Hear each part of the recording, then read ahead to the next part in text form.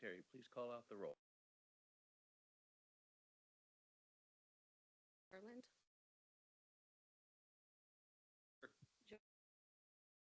Johnson. Johnson. Rios.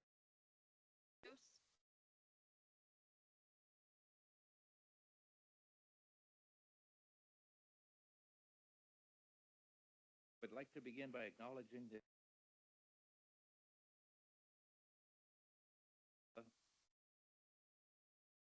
I know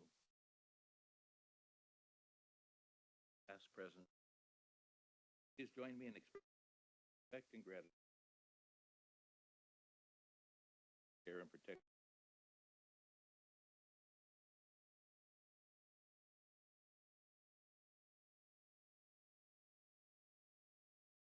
Today we are meeting at the California Air Resources Agent Smith Auditorium. In the event of an evacuation, please proceed out of the auditorium doors, back of the room, the lobby to the exit of the building. Turn to the auditorium and resume the meeting when the emergency is all clear. And I'll just welcome to the meeting. This is my first time appearing, so I'm going to hit the gavel now. Sorry for the delay. Yes, welcome. And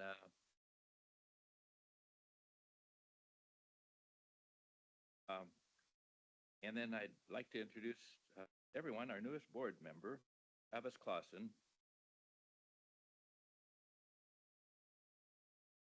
Catching on to the procedure, what to read. Travis Clausen of Garden Grove went into the underground safe excavation February 2025.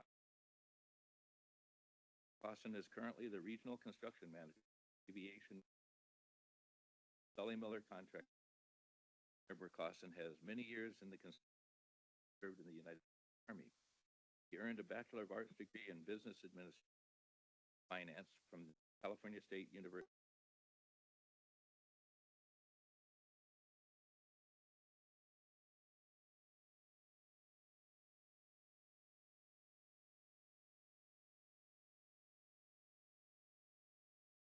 The meeting will proceed in the same manner as previous meetings, which will include in and remotely. We ask that everyone please be aware of crosstalk by ceding the floor as necessary to one another, taking a turn to comment. Now I'll review public participation, public comment. Those of you attending in person,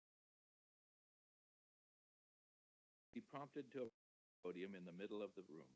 Please provide your name and organization for your comment.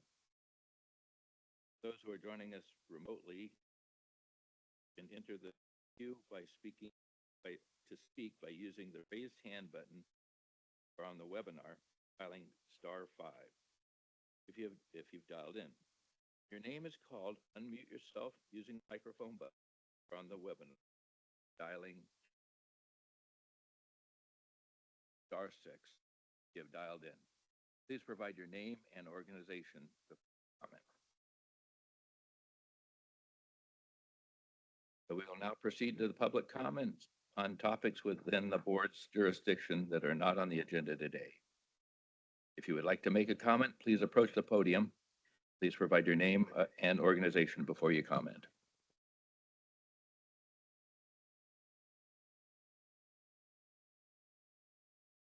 Okay. For those of you on the webinar, dial *5. And do we have anybody checking on the webinar?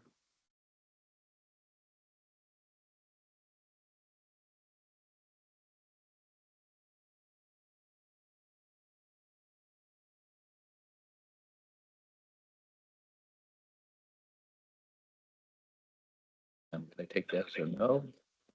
We do have a few raised hands. Okay. So being there's no in-person comments, we'll move to the webinar comments.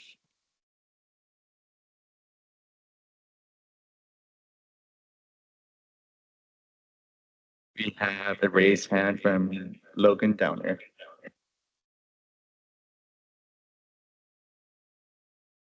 I think you also have a raised hand from Ron Bianchini. Can you unmute him as well? Okay.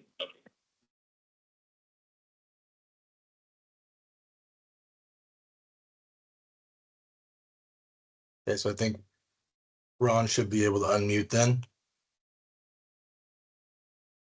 Yes, Ron should have the ability. Okay, hi. This is Ron Bianchini, some of the board members. I was one of the foundings with, two of you up there. I wanted to get on and kind of tell the board a little bit about how great it's been working with Dig Alert down in Southern California.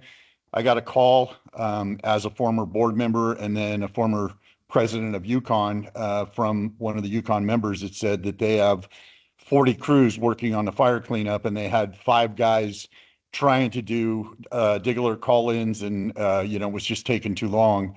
And he knew that we had been working on a product because former executive here, Tony, and I went to St. Helena on a fire distribution call that she was trying to get FireWise people out there.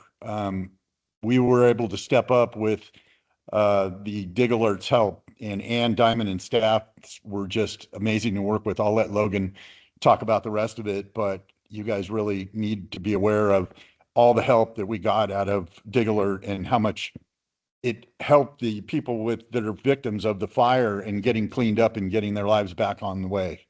So go ahead, Logan. Let's tell the board about how it worked out. Yeah, so first off, good afternoon, members of the board. So we have a company called Excavate 11. It's a dig ticket management system for excavators to help them make sure they're excavating safely, legally, and as efficiently as possible while managing their dig tickets. And as Ron kind of said already, we had been working on a tool for FireWise to enable a bulk upload, in essence, of multiple locations at once to submit these dig ticket requests for, fairly simple dig tickets that could be returned back to the user in bulk, as opposed to sitting there and processing them one by one. When the debris removal effort started in Altadena, it was a pretty obvious translation of this tool. So with one of our customers down there, we brought this tool down there, and we kind of ran before we could walk, and Jim Schwilk and team at Dig Alert were really, really accommodating and patient with us and helped us kind of work through some of the kinks of what we were trying to do. And now we're in a point where our customers are able to submit 150 to 350 tickets in a single day so that they can get to that many more properties faster. And our tool is enabling them to have as many crews as they can possibly get down there clearing these sites to make sure people can start the rebuild effort on their homes. And so without Dig Alert's help, there's no way we would have been able to do this for them, and it would have made the ticket creation process a lot more difficult for the contractors down there trying to get this work done. And with this, they're doing it much faster, and I just can't thank Dig Alert enough. We are working to deploy this tool in Northern California. We're not there yet, but it is something we're working on getting done, hopefully by this summer.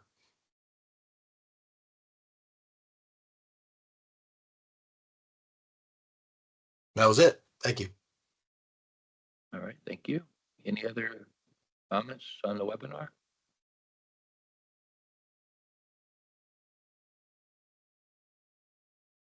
There are no raised hands at the moment.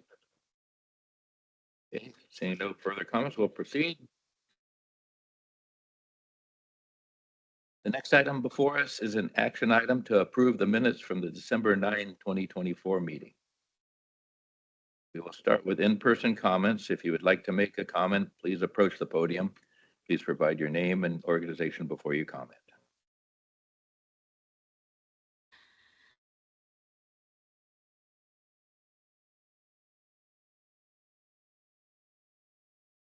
Okay, seeing nobody there, the webinar, use the raise hand button, star 5, and any comments from the webinar.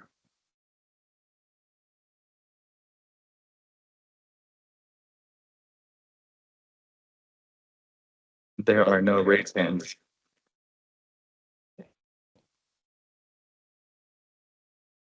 Yeah, draft of the minutes for the December 9 meeting was distributed to you in your meeting package. for review. Does any board members have any corrections to the minutes as distributed? If you have any corrections to the minutes, please state the correction. Johnson. I have no corrections, but I'd like to make a motion since there are no corrections to, Alright. You're a page ahead of me, but that's good. okay, sorry. No, that's just fine. Hearing no objections, we'll entertain a motion on the approval of the minutes. December 9th, 2024.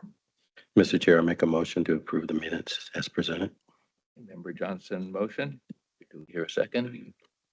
Member Charlene, second. So please vote by stating yes or no or abstain when your name is called. Secretary, please call the roll and record the votes. Charlotte, Yes. Clausen, Yes. Johns, Yes. Johnson, Yes. Sorum, Yes. So the minutes of the December 9th meeting are approved.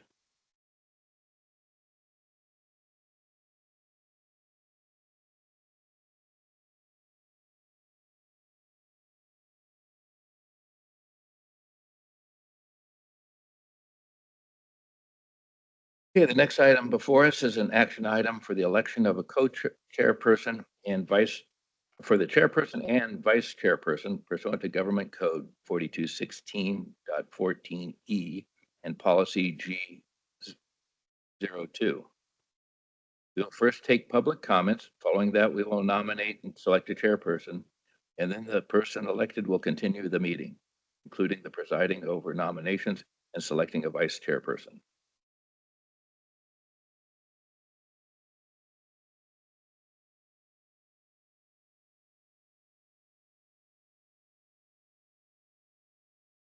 And I guess I'm filling in for Chairperson Munoz, so I will just read what was stated as I was elected as chair in both 2023 and 2024. I'm not eligible to serve chair this year.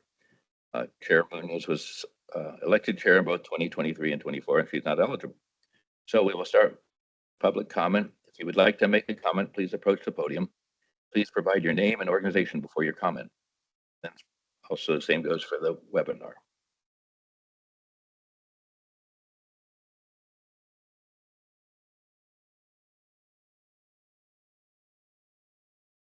Any comments from the webinar?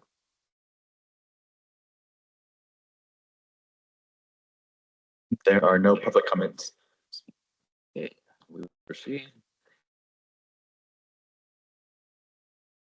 The procedure will be as follows. Board members will have an opportunity to nominate another board member or themselves for the office. If nominated, a board member may decline the nomination. Once all nominations have been received, members may discuss them. Upon conclusion of discussion, a motion needs to be made, and we will hold a roll call vote. Are there any nominations for the board chairperson?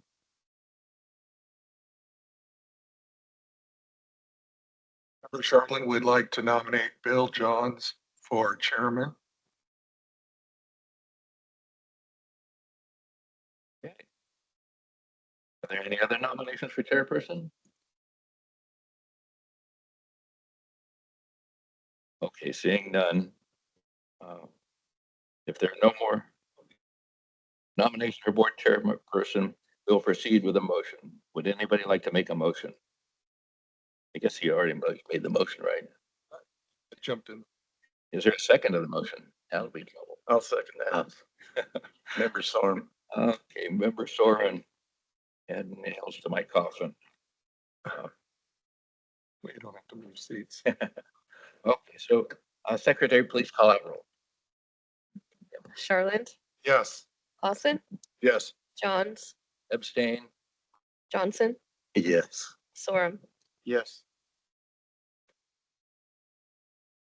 I now recognize member Johns as the chairperson of the board. All right. I get a little pause to change seats here, so. You get this. Yeah, now I got another book. New chair may wish to say a few words. I guess thank you, and we'll see how it goes, but really appreciate being honored like this. So thank you. Okay, the procedure for electing vice chair will be as follows. Board members will have an opportunity to nominate another board member or themselves for the board. If nominated, a board member may decline the nomination. Once all nominations have been received, members may discuss them. On conclusion of a discussion, a motion needs to be made and we will hold a roll call vote. Are there any nominations for the board for vice chairperson?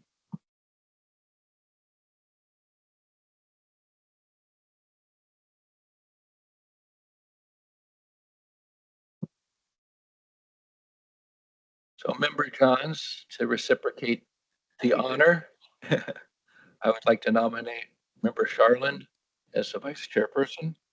You won't have to change seats. I'd like to ask the attorneys, is this position on my name or is it Randy Charlotte or is it the position I hold? Meaning if I retire and a new person comes in, that's to happen again? Well, I'll take it for a couple months. Okay. You have a second? I second the motion. So Secretary, please call roll. Charlotte, Staying. Lawson, Yes. Johns, Yes. Johnson, Yes. Sorum, Yes. Okay, so I now recognize Member Charlotte as vice chairperson of the board. And I will comment to say, Member Charlotte has experience as the chairperson of the board for what, about 10 minutes on the first meeting, I recall, back in 2018. Yeah. So we got a seasoned veteran here. Okay. Next item before the board is an action item on board committee membership. Staff will present a report on board committee membership, and the board will assign new members to each committee. Ms. Hastings, please proceed. Good afternoon. I'm pleased to introduce item number 5, an action item regarding assigning board members to the unmarked and abandoned lines, geographic information systems, legislative, education and outreach, ticket process, and potholing and planning design committees. Board committee membership items are generally brought before the board when committee vacancies occur or when staff proposes or the board requests a reorganization of the committees. To provide a brief background, during the July 2024 meeting, staff recommended and the board approved that the ticket process, education, and planning and design committees absorb the work of the potholing, agriculture, and safety lessons committees and reestablish the unmarked and abandoned lines, GIS, and legislative committees without a change in scope. Additionally, the board approved changing the name of the education committee to the education and outreach committee. As of January 1st, the board's committee assignments are as follows. Unmarked and abandoned lines, Bill Johns and Amparo Munoz. GIS, Amparo Munoz. Legislative, Amparo Munoz. Education and outreach, Marshall Johnson. Ticket process, Randy Charland and Marshall Johnson. Potholing and planning and design, Bill Johns and Marshall Johnson. With the departure of Member Voss, there are vacancies in the education and outreach and GIS committees, both of which currently only have one member. Additionally, with Member Sorum joining the board in August 2024 and Member Clausen in February 2025, assigning them to a committee will provide them an opportunity to participate. While there are vacancies to fill in several committees, today is an opportunity for members to serve on different committees, meaning members may request to no longer sit on a committee they are currently serving, and/or members may request to join a new committee. To maintain compliance with the Bagley-Keene Open Meeting Act, each committee must be limited to a maximum of 2 board members. Staff recommends the board assign up to 2 members to each committee to maintain continuity and support policy initiatives. Additionally, staff recommends the board consider members' expertise, experience, and interest in making assignments. With that, I will turn it back over to the chair. Thank you, Ms. Hastings. So we'll proceed with the in-person comments. If you'd like to make a comment, please approach the podium, provide your name and organization before you comment.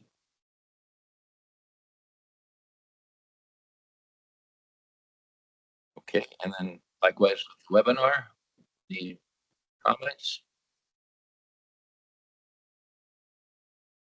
There are no public comments.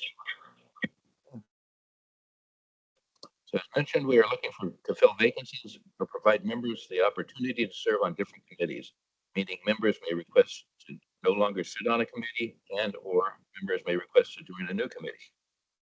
Please remember that only 2 members are allowed to participate on each committee. We will discuss each committee separately and vote after each of those discussions. First up is the Unmarked and Abandoned Lines Committee. Would any member like to begin discussion?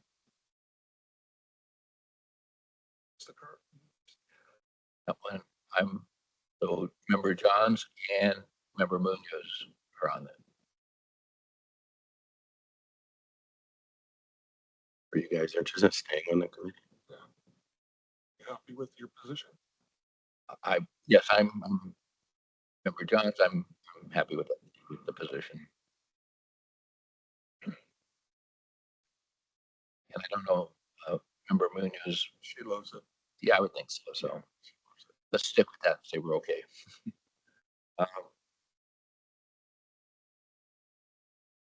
Let's see. I'll entertain a motion to assign a member or 2 to Unmarked and Abandoned Lines Committee. We have a motion. So I guess we have a motion.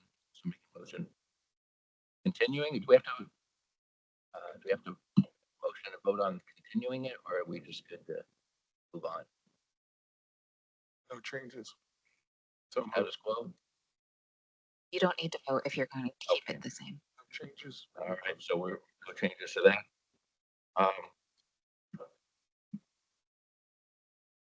Sorry, too easy. I just skip a page here. So now next up is the Geographic Information Systems, GIS Committee. Would any member like to just begin the discussion with that? And that is Member Munoz is our only member, correct?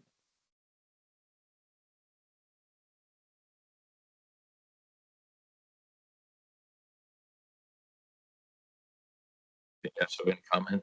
And there's no comment. We'll, Since I'm not on the committee, you need one. I'll be the second. okay. So somebody want to motion that, or we'll vote on, let's go to the vote then. So Secretary, please. So this is a motion to have Member Soren on the GIS. Sherland, Yes. Lawson, Yes. Johns, Yes. Johnson, Yes. Sorum. Staying. Okay, good. Making headway here. So the next up is the Legislative Committee. I would like to begin discussion on that. And I believe who's your Member Johnson, your legislative? No, sir. Okay. Harvest. And Parwood, yes. Okay. So I guess our question is, anybody want to join that committee? There's just one right now. Chair person. I just want to make a comment. I think the legislative chair person should have these chairman part of that committee because you deal with a lot of legislative issues, decision making. So that's a recommendation. The chair or vice chair or the chair? I'm not going to. Thank you. I think it's chair. Okay, so chair, then I guess I will be part of that committee. Bill Johns. No objection, we'll go for a vote. So this is a motion that Member Johnson be on the Legislative Committee. Sherland, Yes. Lawson, Yes. Johns, Yes. Johnson, Yes. Sorum. Yes. Okay. So Member Johns will be on the Legislative Committee. I said yes, just because I wanted to break the trend of abstaining. Uh, So assigning members to Education and Outreach Committee. Anybody want to begin that discussion? Since I'm not currently on a committee, I would like to be on this committee. Okay. So who's on? So this is Member Johnson. Member Johnson. So, I was contemplating leaving that committee, but I don't know if Travis or if the interest. It's a good beginning, learning committee, and it's already been established and moving forward with the leadership of Jessica. So, if it's only going to be one of you, then I'll stay. Any other comment? So we will, I add Member Clausen to the Education Committee, Outreach Committee. So Secretary, Lawson, Stay. Charlotte, Yes. Johns, yes. Johnson, Stay. Sorum, Yes.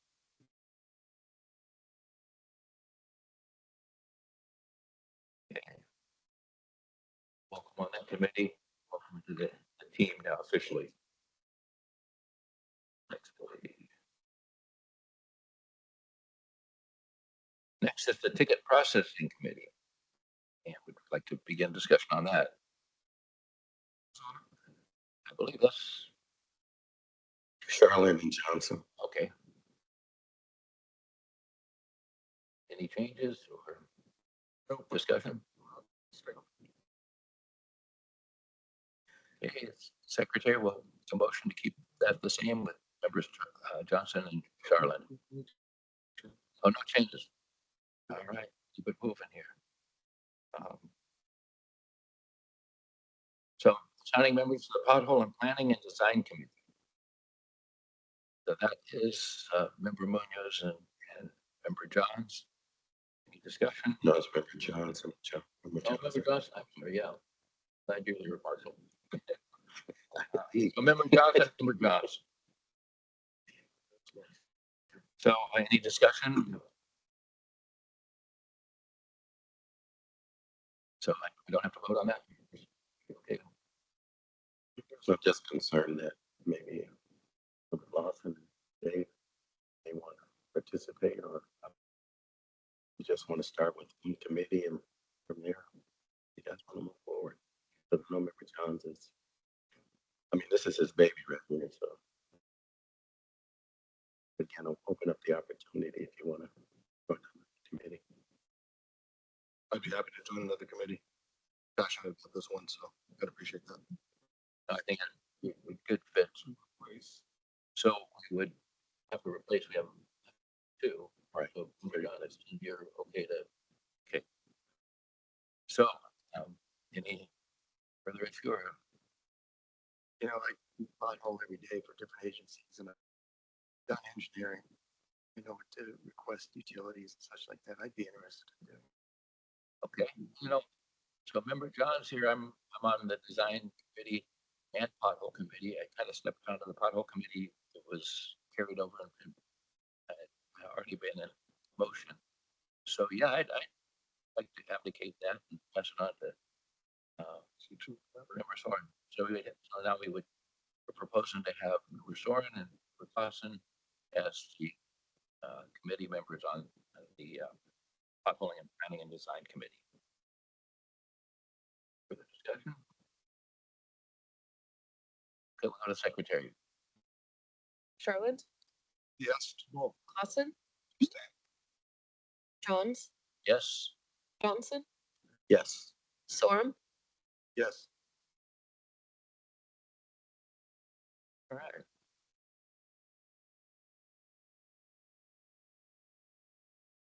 That passes. Good. Pass through that segment. Now the next item for the board is an action item on resolution number 25-04-01, board policies. Staff will present a review of the existing board policies with the proposed amendments to policies for adoption by the board. Ms. Brenneman, please proceed. Good afternoon, Chair, members of the board, and stakeholders. I'm pleased to introduce agenda item number 6, an action item regarding board policies. 5 board policies were up for review this year. Since there were no changes in relevant state or federal legislation, staff is not proposing to amend any of the 5 board policies. Although not required for review in 2025, Policy G01, Parliamentary Procedures, has been updated. To provide a brief background, the board adopted policies relating to organization, responsibility, accountability, governance, compliance, and legislative framework in 2018.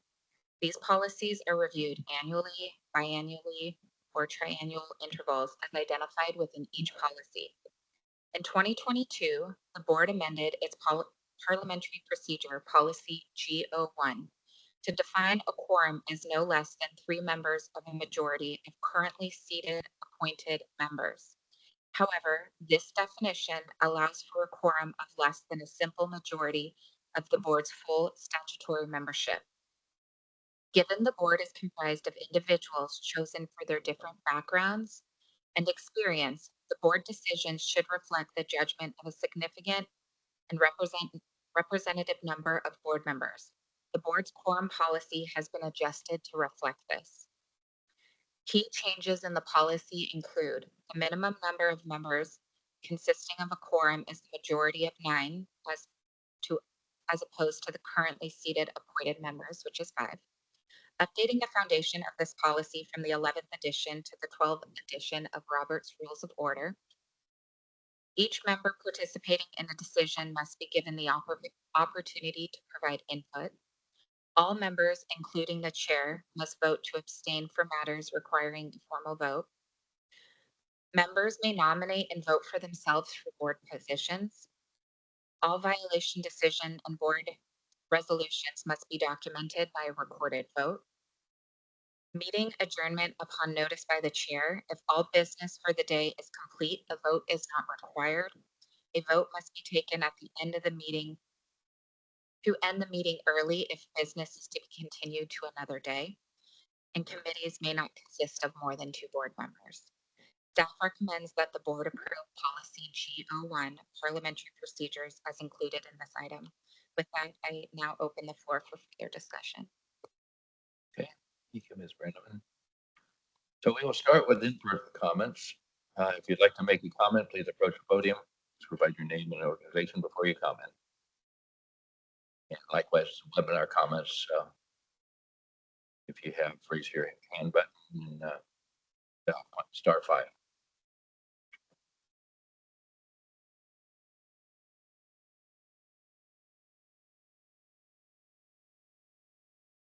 No in-person comments. Any webinar comments? There are no webinar comments.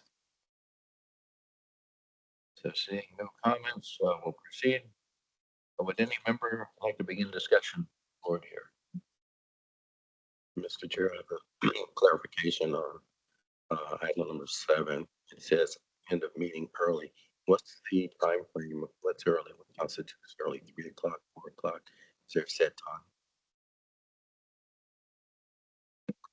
time? 5 p.m.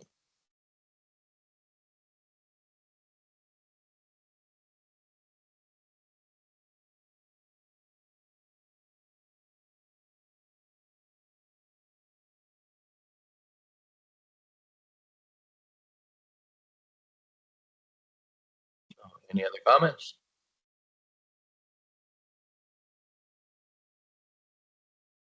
Okay, then I will entertain a motion for the board to approve resolution 25-04-01.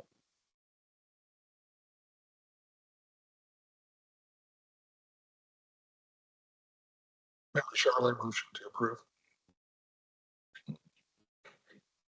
Charlotte, second. Member Clausen, second. Right, thank you. Clausen. Please vote. So, Secretary, please take a roll call vote. Clausen, Approve. Charlotte, Yes. Johns, Yes. Johnson, Yes. Sorum, Yes. Okay, motion is adopted. Mr. Chair, I just have a clarification. We need to input that 5 p.m. in there or just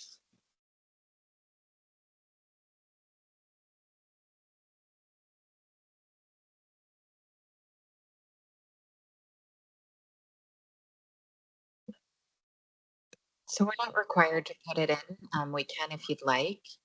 So we recommend not putting it in. Thank you. I thought you were motioning to this, to adjourn. All right, so we're going to be moving on to item 7 to 19. It's okay. Let's take a real fast break right now. So we'll break for 10 minutes.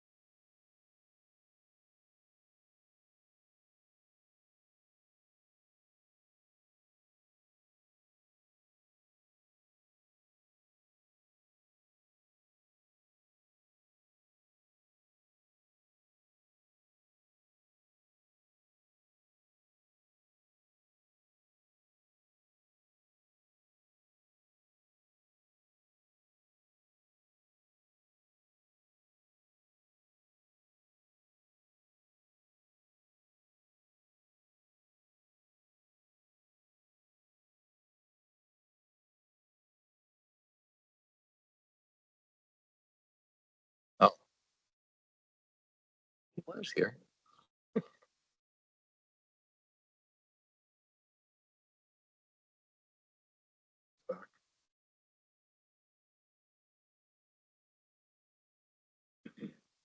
Okay, we are, we do have a quorum. Are we ready to go? All right, thumbs up.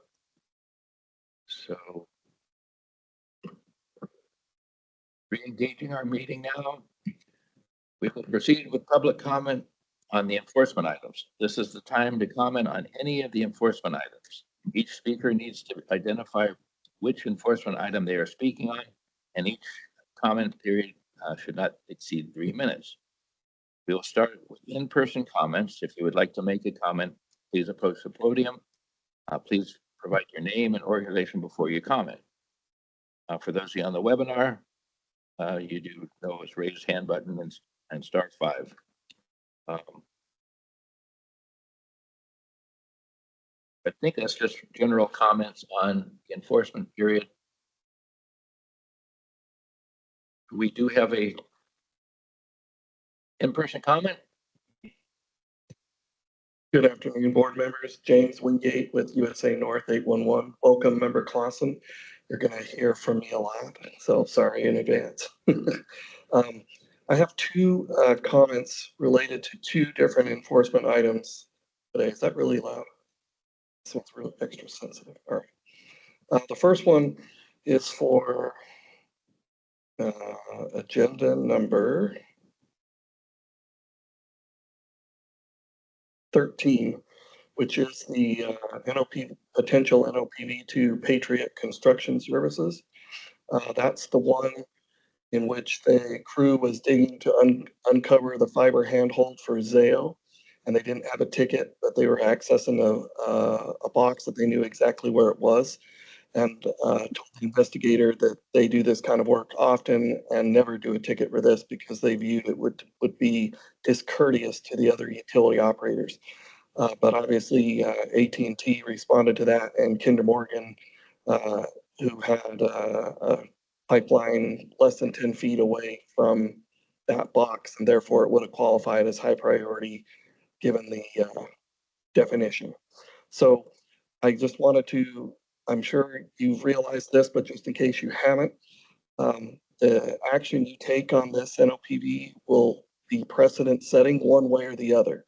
If you deem it that a violation occurred because they dug 18 inches without a ticket, then that means the word gets out that these types of excavations need a ticket, which may or may not sit well with the telecom community and their subcontractors. I understand their desire for wanting to have their vault or their box 18 inches down to deter copper theft, especially since it's fiber and not copper, but the thieves sometimes rip that out before they realize it's not copper. So I understand the concept of leaving it buried, even if it's uncompacted dirt, as they phrased it in the investigative report. But I just wanted to make sure you realize that if you issue an NOPV for that, then that's going to change how business happens in the field. That might be good, but I just wanted you to be aware. And likewise, if it goes the other way, if you say no NOPV needed, then now that's setting precedent that someone can dig 18 inches without needing a ticket in certain situations because they had a marker ball there, so they knew right where it was or whatever. So I guess I just wanted you to realize the importance of this NOPV and make sure you take that into account when you make your decision. My second comment, well, actually continuing on with Patriot, I'll just remind you that we had another NOPV historically in which Kinder Morgan, so you may recall in this one, the way this was discovered was Kinder Morgan was doing their area patrol and saw the crew on site, so they sent their line rider out to go talk. You may recall we had another NOPV in which the line rider found a real estate sign constructed in the Kinder Morgan right-of-way, and the line rider used his probe bar, which is the one that's looks like a big T, like a sprinkler key, only thinner and pointier, to probe. And he was issued an NOPV by this board for conducting that probing activity without having a ticket. So that was a big deal, as that has not happened before, and that set precedent. So I'll just remind you that these types of decisions you make set precedent in the field going forward. Okay, that's my 3 minutes for that one. Number two, this one is my comment in relation to item number 15, 16, 17, which I'll go together. This is Pasha Real Estate Brokerage. I actually live fairly close to this location where this occurred, so I know exactly where it is. So my initial thoughts are a realtor who's in the business of land should obviously know to not install a sign on land they don't own and has no idea who owns it. That's just baffling to me right there. But I guess I don't know if you're limited to your punitive actions that you can take, if you can only have them take the course or have a fine, or if you can also be creative, because how about they have to, for their future real estate dealings, include something about 811 to future landowners, which I'd love to see that happen anyway. Anytime they're closing papers for property in general, I think that'd be a great way to get the word out. But just this might be a creative solution in addition to taking the course that you might consider for a violation that, in my opinion, is more severe than just Joe homeowner who didn't know, but a professional in the land business who should know better. Thank you. Thank you, Mr. Wingate. Yeah, there you go.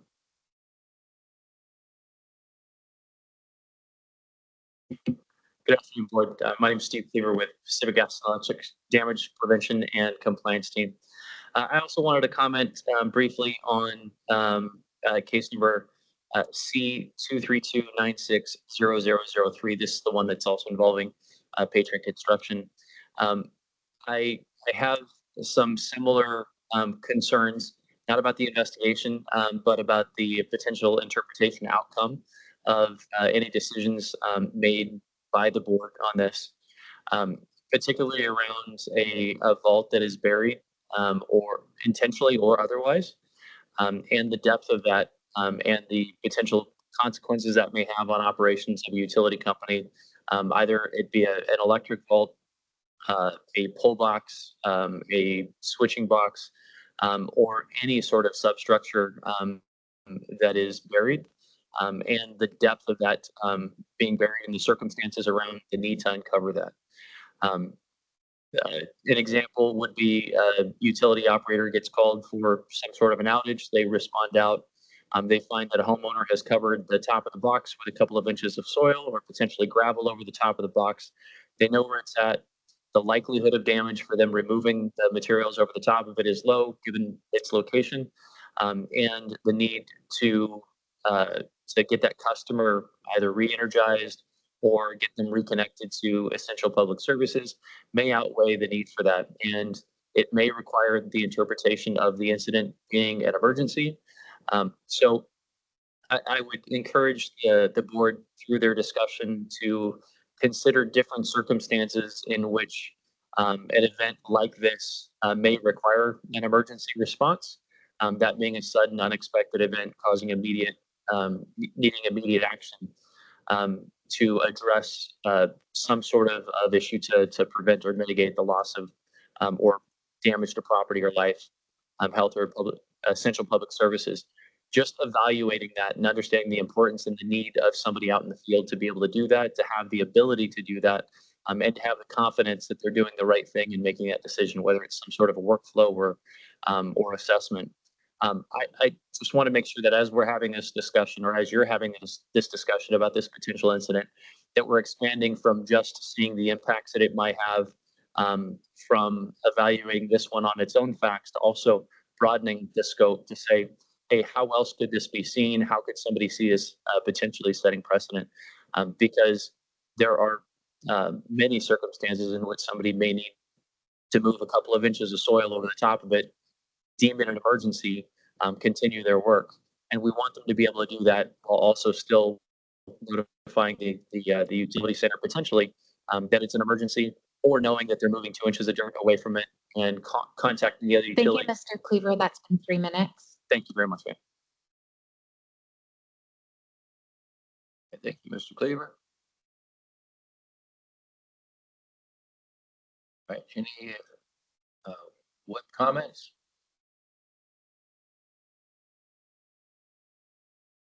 There are no public comments.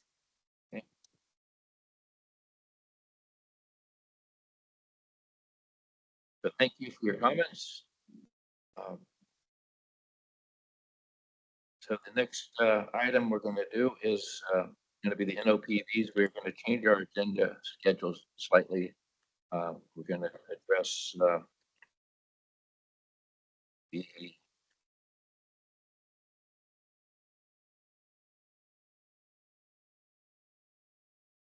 had this marked.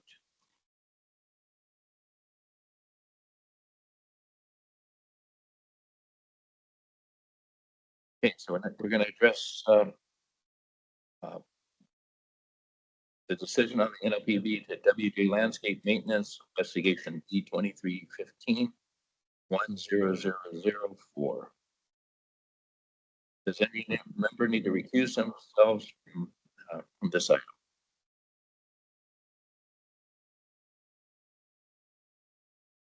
Seeing none.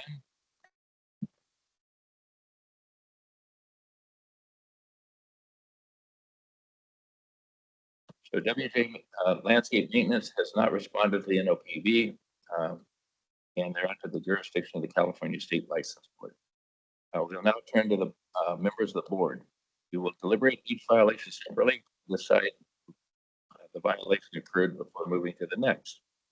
If we determine that the respondent committee for at least one violation, we will then determine what sanction is appropriate. And let me stop for a moment. We're going to have a comment period, or We have a representative here if they'd like to approach the podium. okay.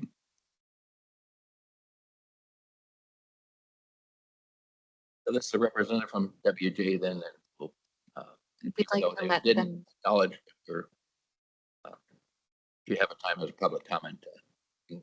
Yeah, just the podium, or that one works.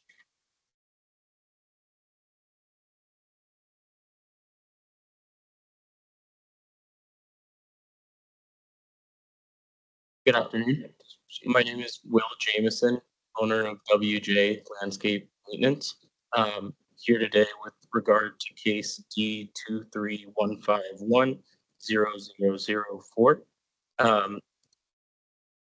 I'm coming here today just to explain the actions taken within the company after this incident occurred on May 31st, specifically with regard to company practices and training modules that we've since implied into the company training structure.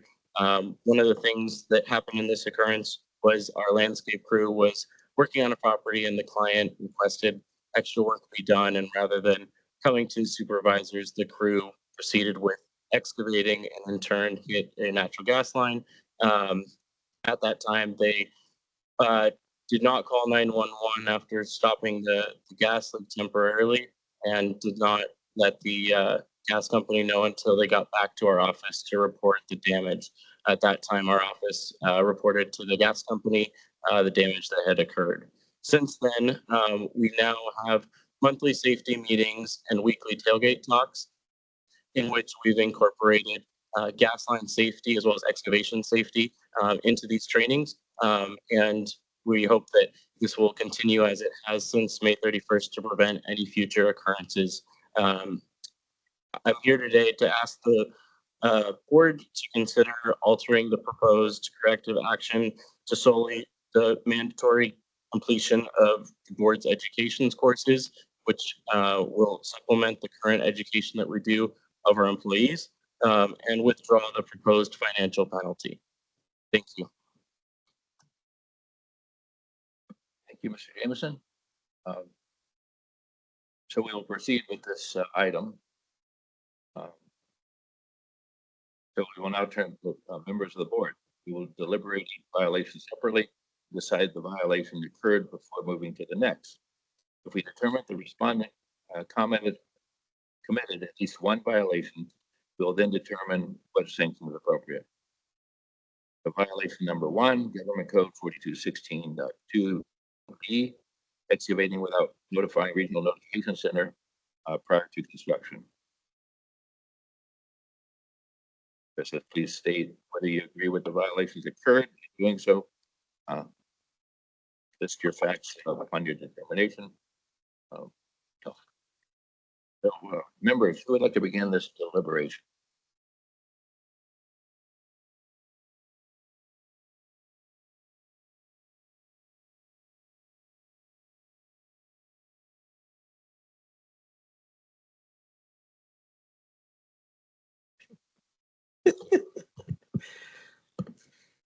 Member Johnson, in terms of the violation 4216.2B, excavating without notifying the Regional Notification Center prior to excavation, it was duly noted and through the investigation, there was not a one-call ticket that was placed with the Regional Notification Center. In the document, the feedback from the excavator, it's also stated there was no ticket implemented or issued as well. So based on that, I feel there was a violation in 4216.2B.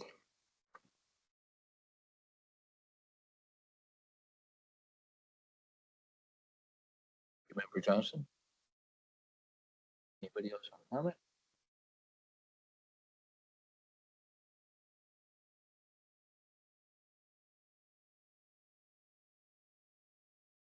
All right, so no other comment. I'd like to entertain a motion for the board to take action on the first violation. Member Johnson. Becoming member Wallace here. Yeah, we don't. I move that we find the respondent violated the government code by failing to participate in and sharing the cost of the regional multi. Is that the right one? Oh, correct one. Okay. Yeah. You have a second on it? Wait, no. Oh. Okay. I move that we find the respondent violated the government code by excavating without notifying the Regional Notification Center 4216.2B.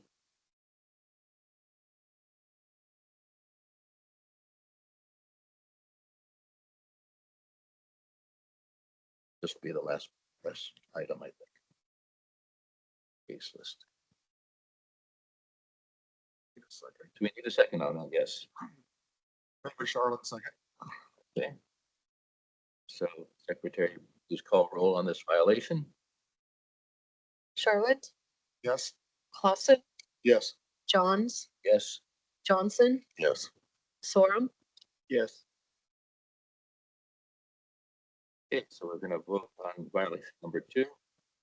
I'd like to entertain a motion on I that. think we need to discuss too. I think we need to Address it. address it Close first. it out. Thank you very much. So, yeah, I'd like to begin deliberation. Member Johnson, again, failure to contact 911 emergency services upon causing damage to a subsurface gas facility. Again, was duly noted. Also admitted that they did not call 911. And since there was no notification made to 911 or call made to them, feel they violated the government code 4216.4C2. I'm sorry, did you say they didn't violate and the call They 911? did. So they did. Yes. Okay.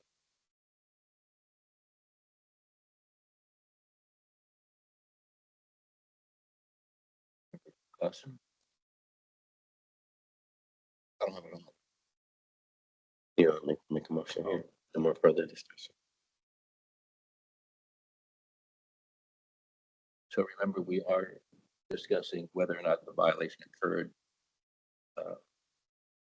So yes, just want to clarify that we have stated that the violation occurred. We have a motion of that. I make a motion that we find the respondent violated the State Government Code by failing to contact 911 emergency services after damaging a subsurface gas facility, 4216.4C2.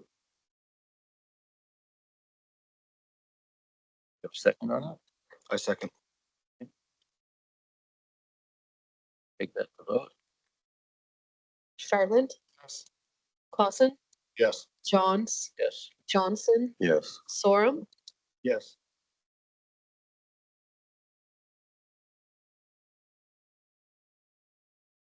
Okay, violation number 3. Government Code 4216.4C3, California Code of Regulations, Title 19, Section 4100A. Failure to notify the Regional Notification Center of excavation damage to a natural gas facility within 2 hours of damage. Who would like to begin this deliberation?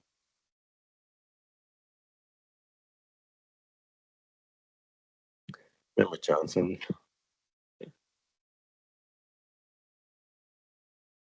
And based on the investigation, I feel that there was a violation of 4216.4C3 or regarding a failure to notify the Regional Notification Center of excavation damage to a natural gas facility within the 2 hours of the damage. It was stated in the interview with the investigator that it was over 2 hours. It's more like 4 hours before they were contacted.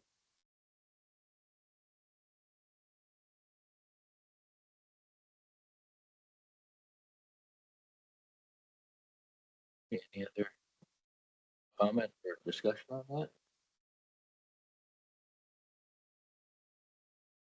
Okay, so we'll entertain a motion from the board to take action on the 3rd violation. Have a motion.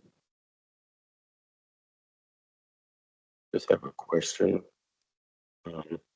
In terms of the statute versus the regulation.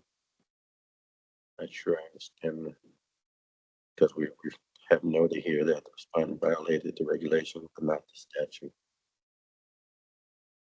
So, Then just go ahead and make a motion on this regulation. on regulation, I'll make a motion to move that we find the respondent violated the California Gold regulation and by failing to contact the contact regional center within 2 hours after damaging gas facility. Okay, do we have a second on that? Member Charlotte, second. Take that to a vote. Charlotte, Yes. Clausen, Yes. Johns, Yes. Johnson, Yes. Sorum, Yes.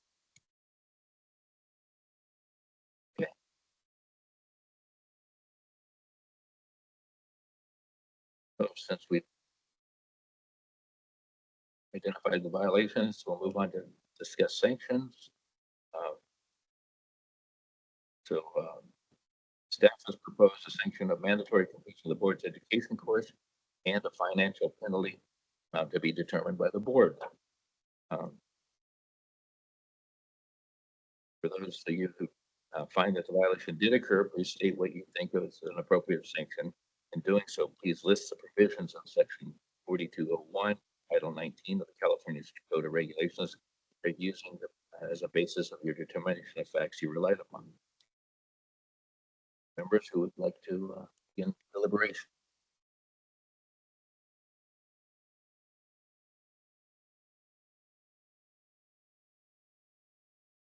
Here's my concern, Johnson. My concern was that there was no ticket. I do agree that an education course is recommended on my part. I did hear from WJ Landscape that they have put things in place to correct the action. They do these weekly meetings, safety meetings, and all their employees involved in it. But my concern is what happened because he did mention that, and I'm not a gas person, but I do know there's some gas folks in here. They don't appreciate people going in to crimping the lines. which is very dangerous. And so knowing that that danger was present, I don't know if there was any conversation around that issue on what you need to do when you do get out there. But I think that a fine should be warranted based on safety concerns. Member Charlotte, I agree with board member Marshall that that was concerning to me. The instead of evacuating area, calling 911, doing all the appropriate things to clear the area, attempt was actually made repairs to the leaky gas line. That's a big concern. It's not, and I think approved by any of the gas companies. And I just want for the board members here is when we do talk about sanctions, it's a recommendation to the board, the contractor's licensing board, whether they want to actually. So it would have to get through our hurdle first, but it still is another, you know, another group that looks at the sanction to see if it's appropriate.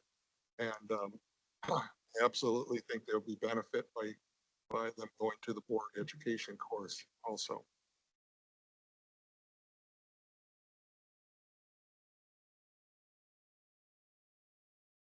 And Member Johns, speaking not as the chairman now, we have had, we've gone through the whole process of implementing sanctions of the following 4216, and we have had kind of a history of recommending education for everything, just because it was a learning curve, and first few years of just automatically saying education, but I do believe we need to send a message to the industry that, and I think the need, even the founding of the board was to have implement some enforcement of violating these laws. It's important that you just can't, dig and then, get an education later. So I think we are at a time in the maturity of the board and this to start implementing, punitive fines for this. So I know it'll be, my opinion is to the bigger violations and things like that, obviously have to take into account, but I do kind of advocate to say that even if it's just, if you didn't call 811, the 811, you see it in any baseball stadium, any bus depot. We've been an advertisement for, I think 1977 was 811 came up, maybe 2007 rather. So there's no excuse for not calling 811 if you're making an excavation. So yeah, that's my statement on that. The other issues now, the 911, that is a tough issue, especially when some of the lines that we're encountering that are non really transmission or distribution lines and things like that are found in backyards, things like that. So there's a level of where we're encountering some of these lines are that can be taken into account and offer. But I think I am an advocate to say we need to come up with some punitive message to say you call 811, you're going to pay.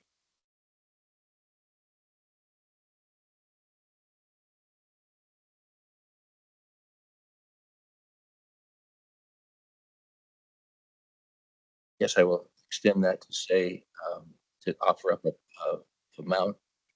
Member Soren, you want to go first? You know where I'm heading. Have they had any other violations? I don't believe they have. It's the first time. And that definitely is a case. We took that into account on previous violations. We if people had a previous violation, that is we did take some of the punitive message that way. A lot of that, this is a half-inch gas line. A lot of times you don't even know where they go. And it's unfortunate that they didn't call and they didn't follow up the 911 and report it to anybody else. So something that learned. Yeah, and I agree. I think part of it too, being a contractor, you just need to know better. We got to get that message out. And so on this particular case, I'm proposing a $500 fine to be recommended. I don't know if anybody else has any ideas on that. Don?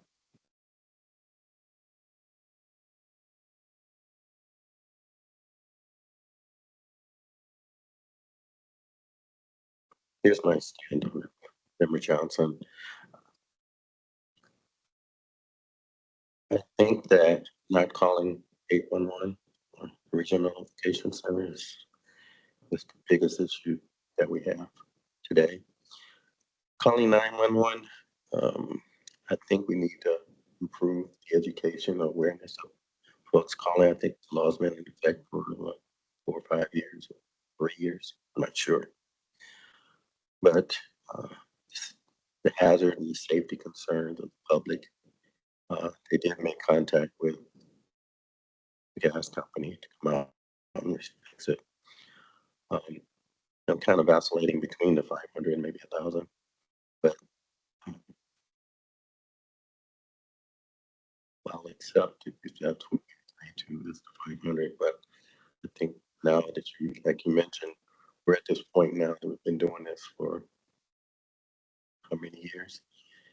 And we've had many gas leaks and not gas leaks, but gas damages. And even though it's a half inch or quarter, I mean, it's still severe. And so, like I said, I'll agree to the 500. I'm more thinking around myself about 1,000.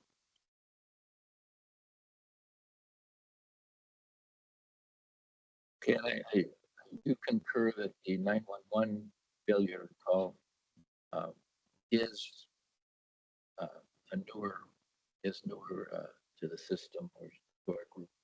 So I would recommend educating on that. I wouldn't add to the fine for failure to do that in this particular case. If it was bigger or more obvious issue and danger, then that would be a different story.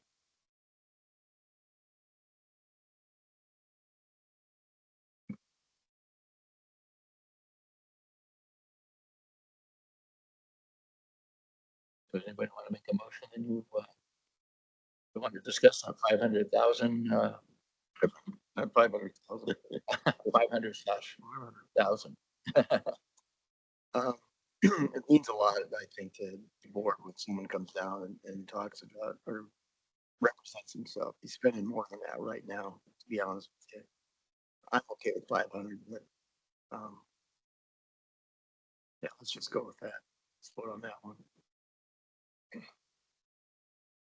Member Charlotte, whenever we come up to these violations, these sanctions, I think it's really important our board stay consistent. And I wish we had a better way of knowing, what we've been doing, because it was, when we first started this, our first year was kind of a grace period that, hey, you're going to get training unless you had a second offense. And we went through that whole year. And the next year we had, these cases again. And I think it was probably late that year or their third year when we said, okay, we're not getting the results that we're looking for. We're still having a lot of these, and not just the violations that come in front of us, but when you look at the numbers, it's still big of not calling the one call centers. I think that's the number one issue that's still happening out there. And unfortunately, until we have these numbers that get people's attention up in the industry, that they do start putting in place what we always we hear after the fact, that people are putting these things in place, and what we really want is them to put these procedures in place now, so they don't have these not having it ticketed. And I know there's breakdowns in the systems when you have workers out there. So overall, you got to get down to, we like saying, the boots in the field. These people need to know we have to have a ticket. Our work changes. We got to stop. I know it's nice to go and start with new work, but go through the process that hopefully your company has in place to call in a new ticket and get a ticket in there. So I don't know if it's appropriate to ask you guys, but I thought we were at $1,000 that we were doing on first time without no prior I believe we did have $1,000 that we kind of established as a sanction. Am I correct?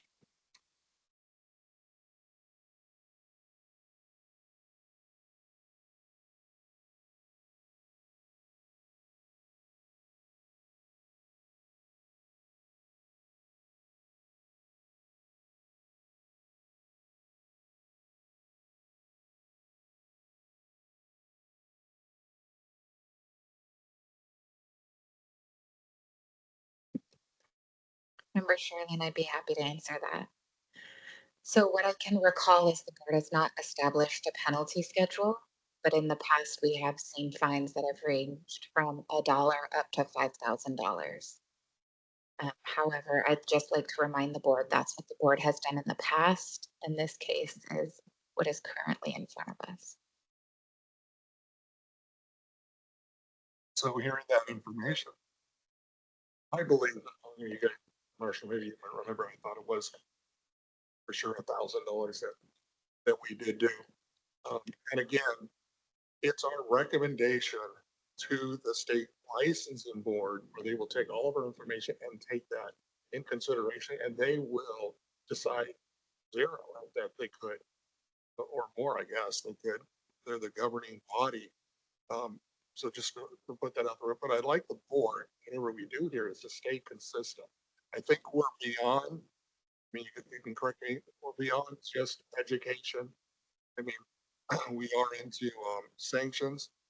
It's just what is that? And this wasn't just not calling a ticket. This was not calling a ticket, not notifying the appropriate utility, and then failing to call the one call center. So we're talking 3 violations here on this case.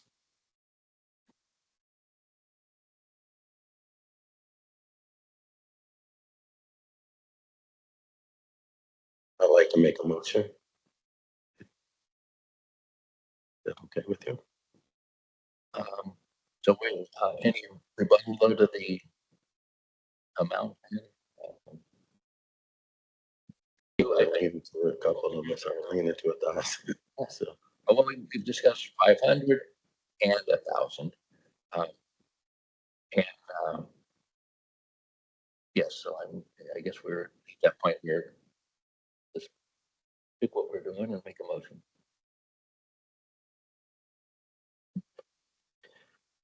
okay, based on the findings, I move that we recommend the contract to State License Bureau order the respondent to mandatory completion of a board educated course and a financial penalty of $1,000. And let me clarify that we have 3 violations here. Can we group them up together? So this is the composite violation of one. Okay.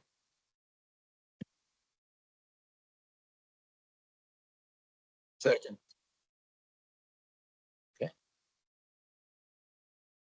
Secretary. Charlotte, Yes. Clausen, Yes. Johns, Yes. Johnson, Yes. Sorum, Yes. Okay, so motion's adopted as we requesting education and $1,000 punitive fine be presented to California State Board contracting board.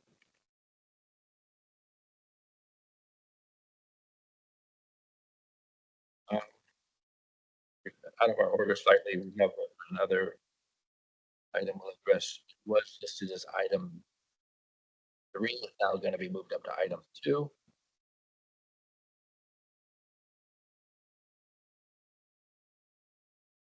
Gotta get back on my list here. Go back to the top or another. We're going to the second, which is going to be ADS.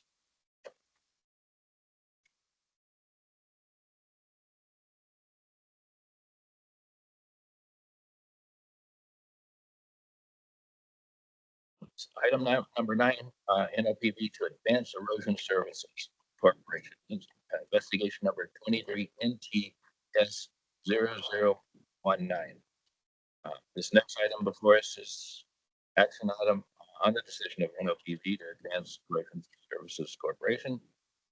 and 2310T-0019.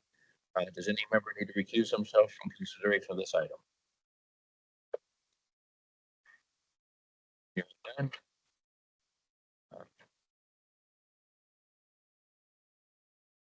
Our response to Conservation Services Corporation has not responded to the NOPB. I understand they are here, and so we will allow comment here at this time. Would you like, yeah, that's it. Good.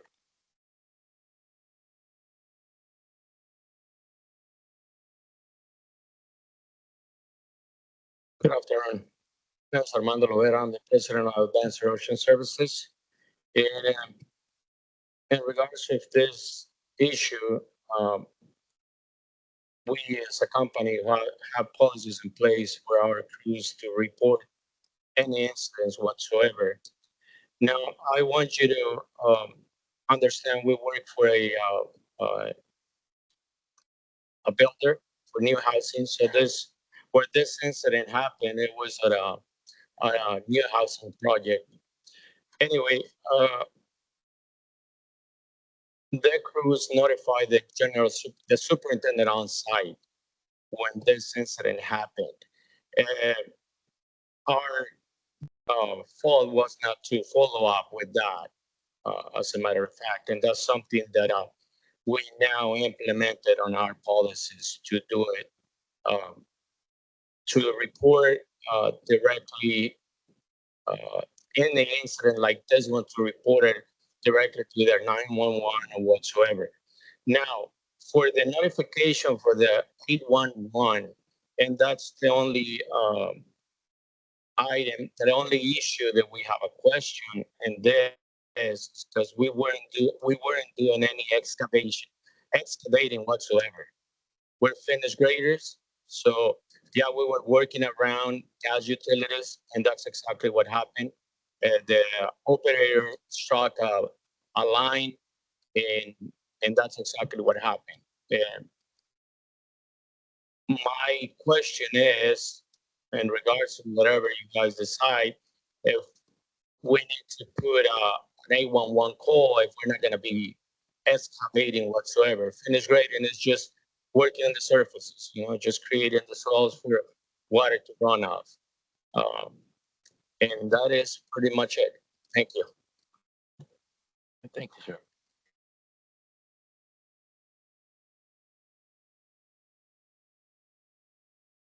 And just continuation of jurisdiction, this is contractor state license. So we'll now turn to the members of the board, deliberate violations separately and decide the violation group before moving to the next.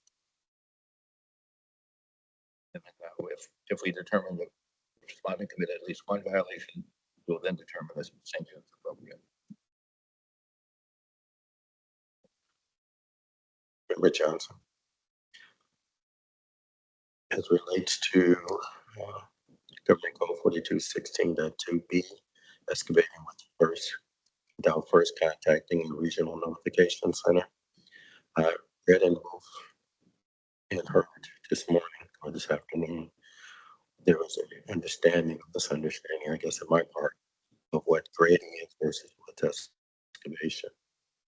And if you read into the definition of excavation, it means any operation in which earth, rock, or other materials in the ground is moved, removed, or otherwise displaced by means of tools, equipment, or explosives in any of the following ways: grading, trenching, digging, ditching, drilling, augering, tunneling, scraping, cable or pipe plowing, and driving any other way. So I think there's a misunderstanding of what grading is compared to excavating. And based on what the definition is in the law under 4216, definitely I believe it's a violation of 4216.2B.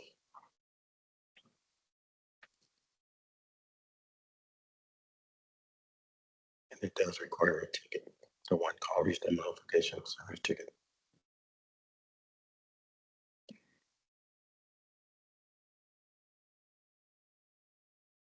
Well,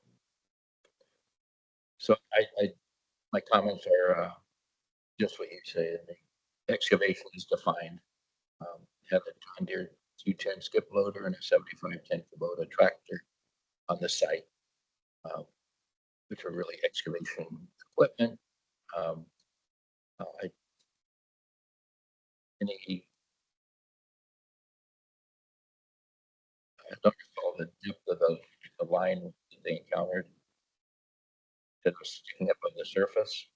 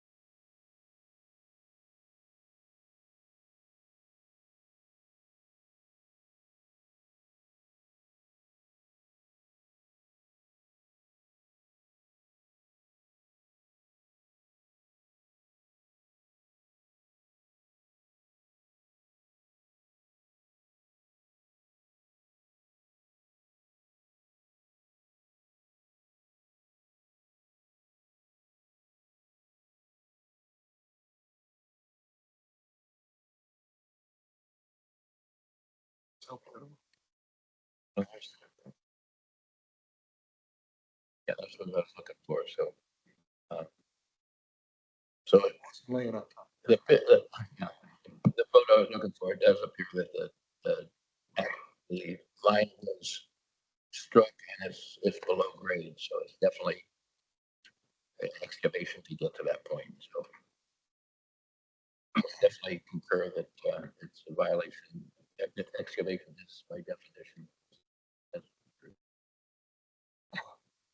Member Sherlin, yeah, I mean, definitely you need a ticket when you're moving grade because you don't know the depth of facilities. And when everybody comes out to mark, you still don't know the depth of facilities. You have marks in the ground and we're hoping, uh, all excavation that they don't just go out there and destroy the marks by grading them all over because they call it the one fill center. The purpose of the marks is so you know where to go with your shovel and you start slowly and cautiously start digging down to the depth of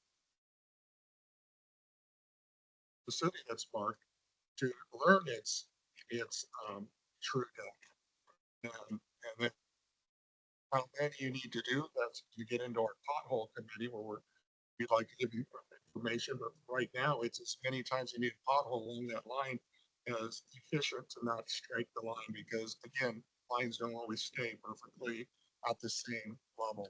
So yes, it is definitely needed. Potholing is definitely needed. Determine the depths of facilities, and based on that information, you go ahead and do your grading that you would need to do for your project.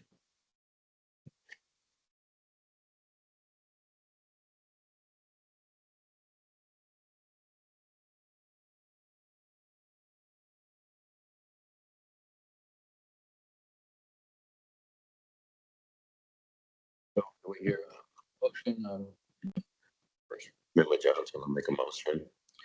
I move that we find it violated the government code by excavating without first contacting the Regional Notification Center 4216.2E.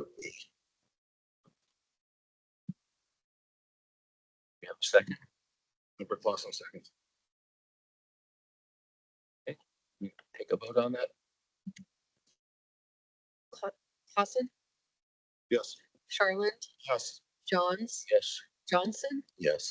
Sorum, Yes. Violation 1, agree upon. Violation 2, failure to call 911 upon causing damage to the natural gas facility.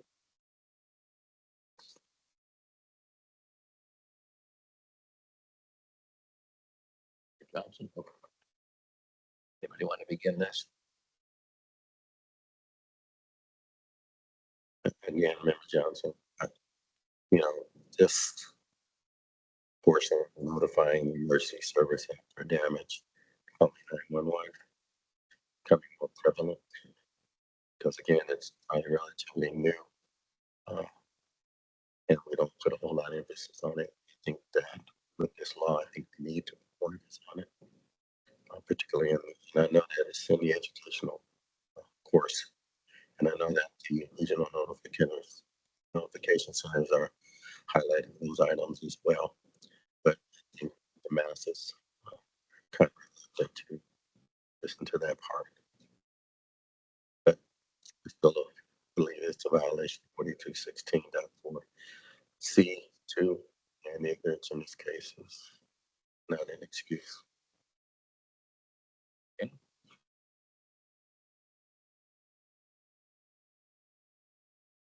So, Member Shirley.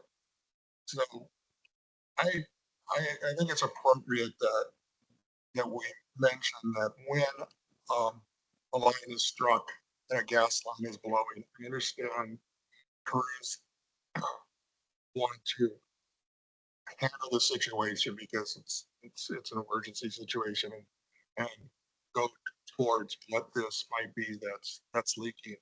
And I think what we'll learn from the utilities is that's a bad advice to go in there and you don't know the size, you don't know the severity. What you can do is evacuate people from the area, including your crews, including surrounding people, to get them into safety, and call 911 to get people coming that do have the ability to do even more than what your first step should be, which is to make the area safe. So I'm hoping that we can get this message that should be the first response, not jumping in holes with your vice grips or covering it back up, using the equipment to cover it back up to minimize the gas leak. All those kind of things can have a catastrophe. So I just want to throw that out. That's the first step we want to get the message out. If an incident happens, is clear the area, get to safety, call 911.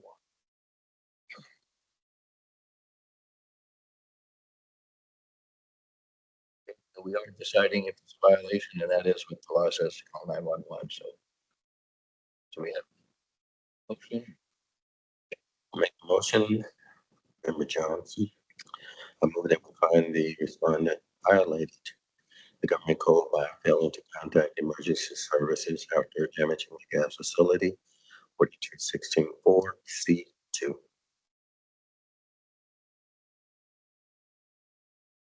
Second. For sure. In a second.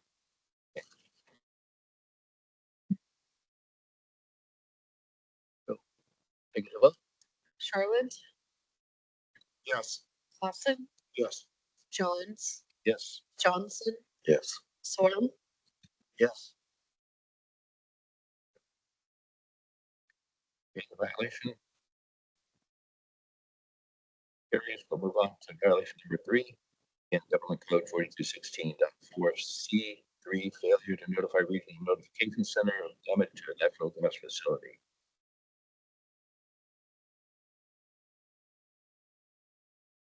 Anybody want to begin that discussion?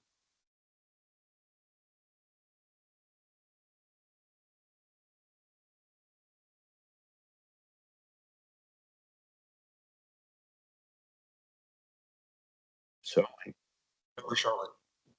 So on the same path of calling in a ticket, that's your first step, calling your ticket. You want to know what's out there, what might be in my way of my project, knowing what's out there, getting that step to prevent that. That did not happen.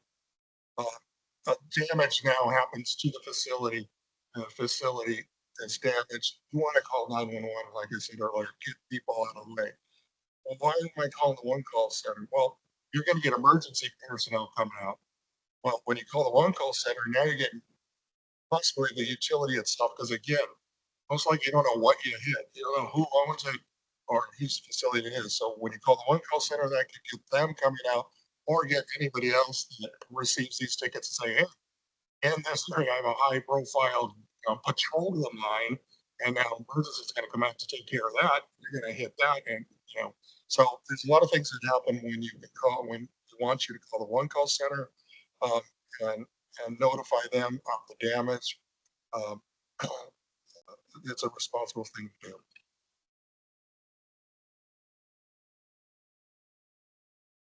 Okay. Does anyone want to make a motion and they did not call? I'll make the motion, Member Johnson. I move that we find a respondent violated the government code by failing to contact the Regional Notification Center after damaging a gas facility 4216.4C3. A second.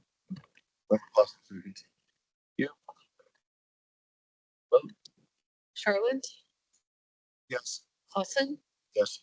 Jones, Yes. Johnson, Yes. Sorum, Yes.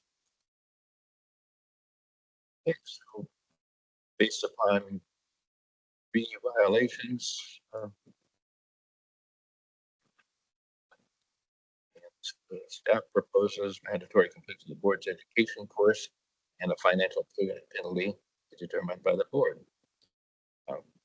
Since we all found the violation did occur, please state what you think would be appropriate sanctions. In doing so, please list the provisions of Section 4201, Title 19 of California State Code of Regulations that you are using as a basis for your determination of facts you relied on. Who would like to continue this deliberation?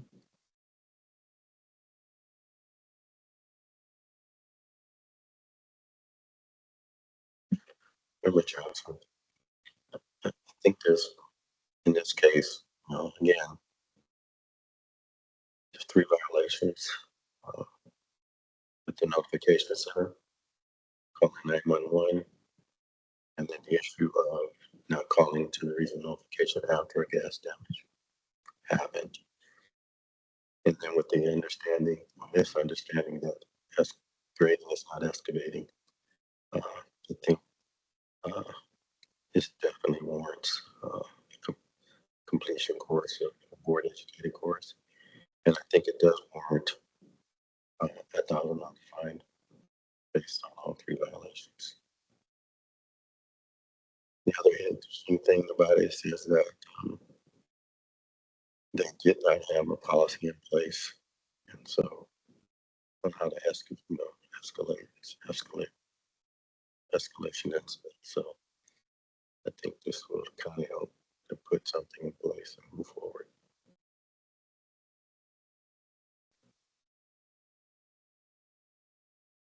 I'd also, just based on what we've heard, this is definitely excavation. The equipment on site was mechanical excavation. Didn't see potholing or any evidence of that following our procedures there. So I do feel like this is something a contractor should know better by not calling 811 in advance. Accidents happen, but we would, but we need to use our procedures because that's what they're there for. We don't have accidents. This could have been a lot worse than what occurred. So when it comes to our fines, as a minimum, would recommend our $1,000.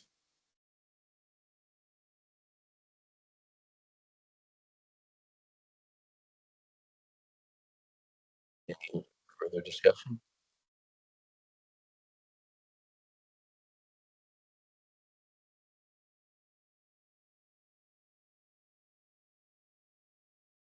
And again, this is a recommendation of $1,000 fine to the contractor state licensing board. They will take a look at it and they will make the final decision.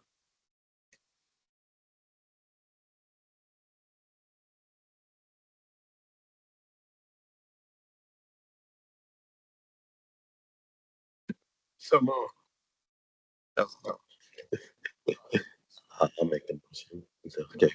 Okay.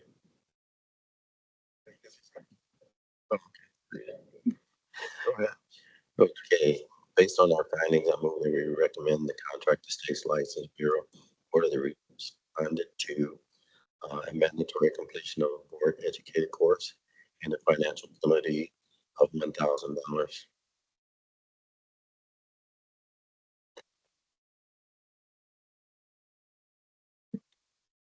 You second. I'll second it. Member Soren, thank you, second. Okay, put the vote. Garland, Yes. Lawson, Yes. Jones, Johnson, Yes. Sorum, Yes.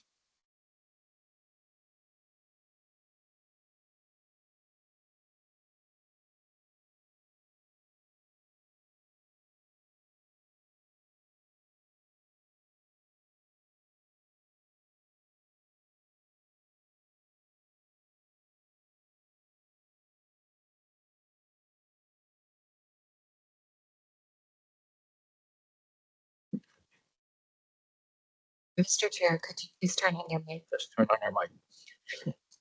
Okay, item 8, decision on NFPP to ARM Construction Investigation 23 NTLS 00002. The next item before us is this action on that. So any recusals fired on the board?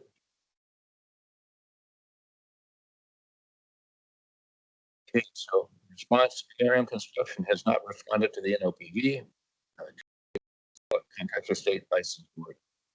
I'd like to turn to the members of the board, deliberate on each violation separately, decide the violation occurred before moving to the next. If we determine that the respondents committed at least one violation, we will then determine the sections appropriate. I guess people are getting used to that now. So violation 1, Government Code 4216.2B, excavating without a valid ticket.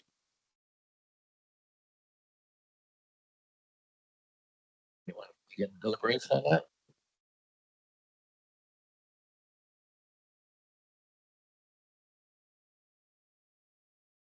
Mr. Chair, I have questions on this one because in this case, it says excavating without first notifying the regional the communication center. And then another one says that without a valid ticket. So I was kind of confused. Talking about a valid ticket or no ticket? Good question. Anybody pick up on that?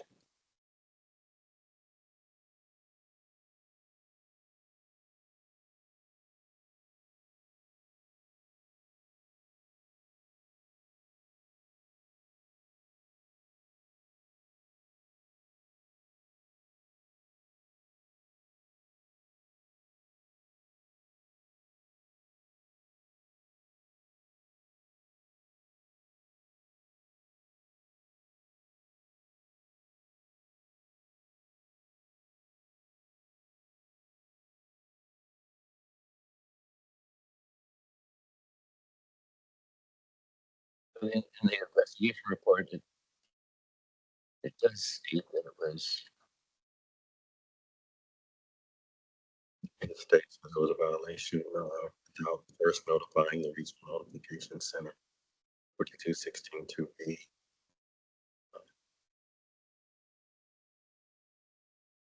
But then on our other sheets, it talks about a valid ticket. So I was kind of confused reading the investigation because I didn't see anything about it. Valid ticket, all I saw there is no ticket.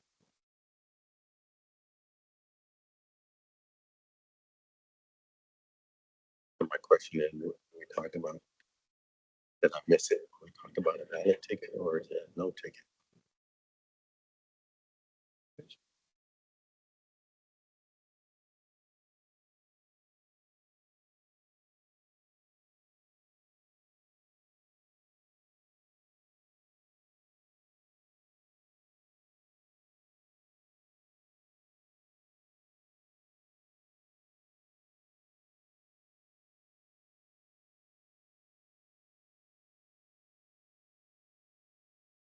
The confusion is they had no ticket, but they did call in a ticket. On 17 at 10:49 is after the damage. after the damage. Right. And I believe they went back to work before that 48-hour notice. Yeah, correct. Like more. Yeah.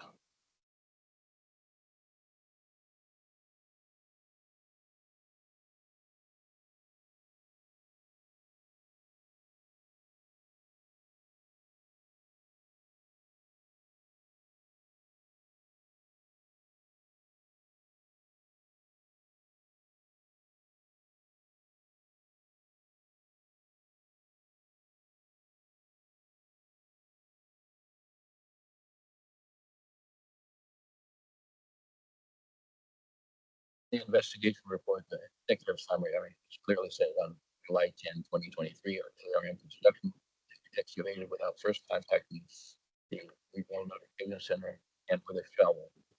Damage that happened in natural gas, plastic, and operated by Southern California Gas Company.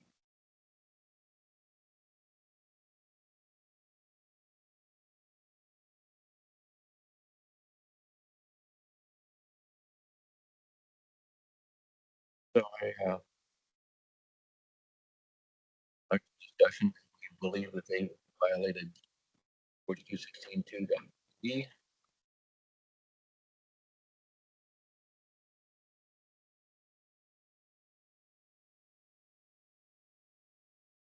Yes, also in the report, Adina admitted to not having required a ticket for working in the front yard. That was a statement to Mr. Green.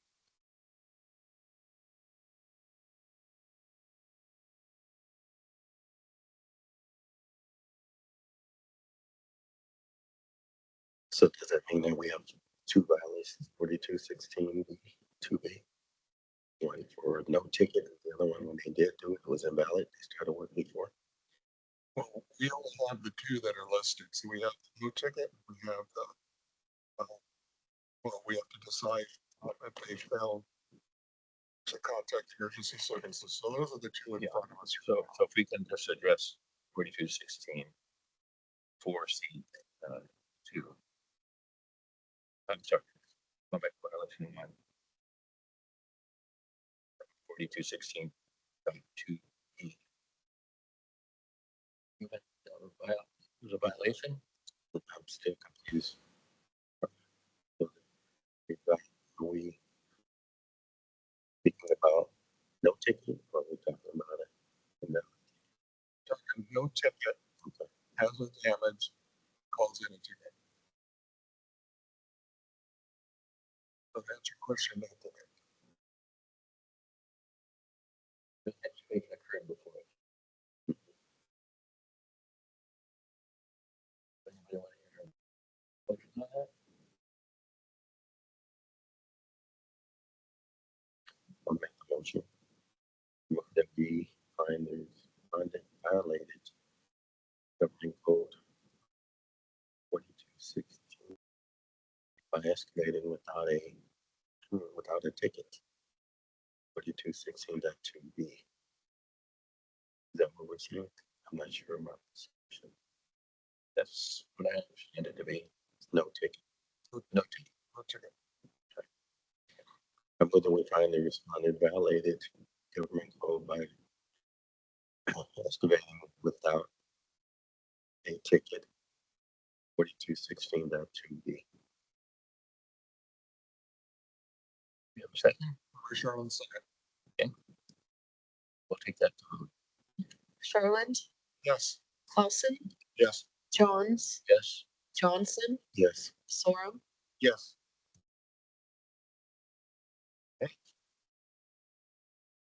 Moving on to violation 2.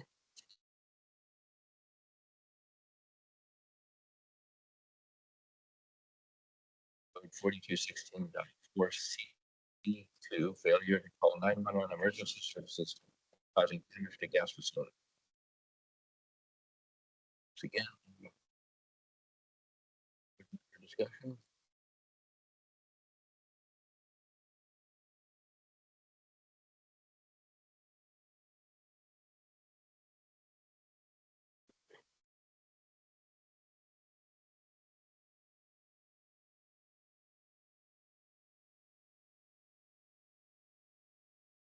Based on our investigation, after they hit the line, they did not call but 911.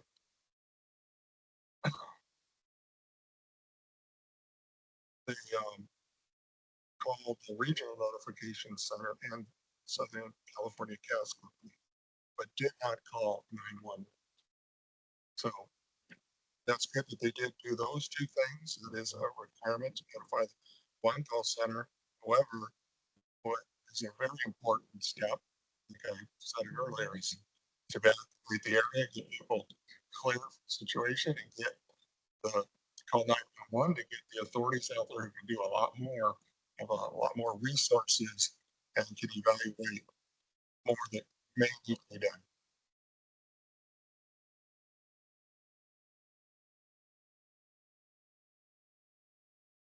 Get a motion there for voting on the violation.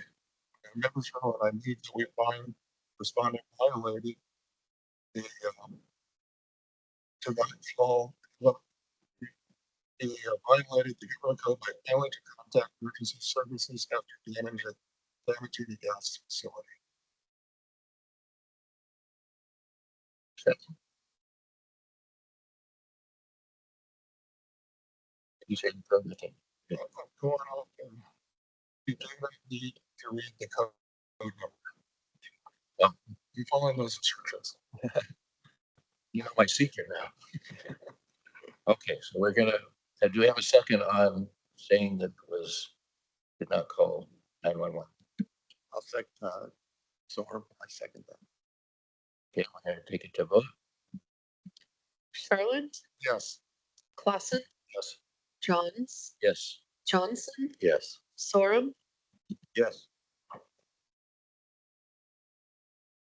Okay. Moving on to sanctions.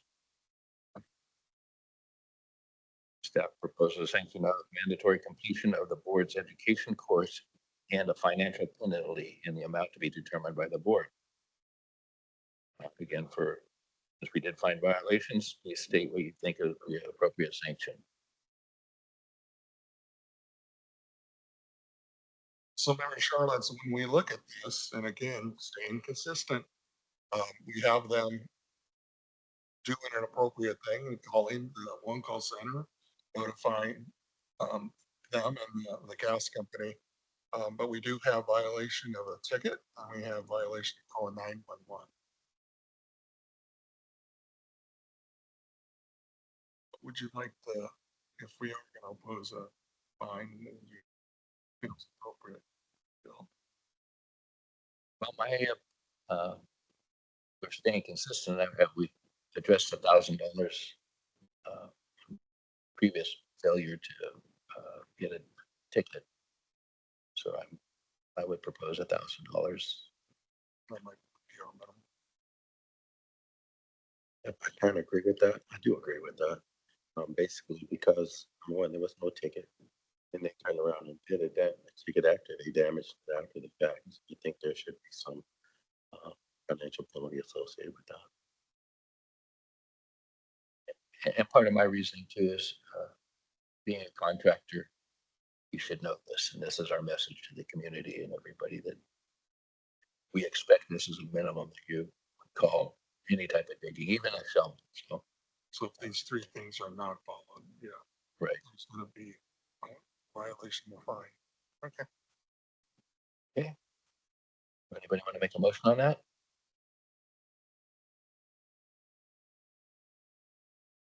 I'll make the motion. Member Johnson.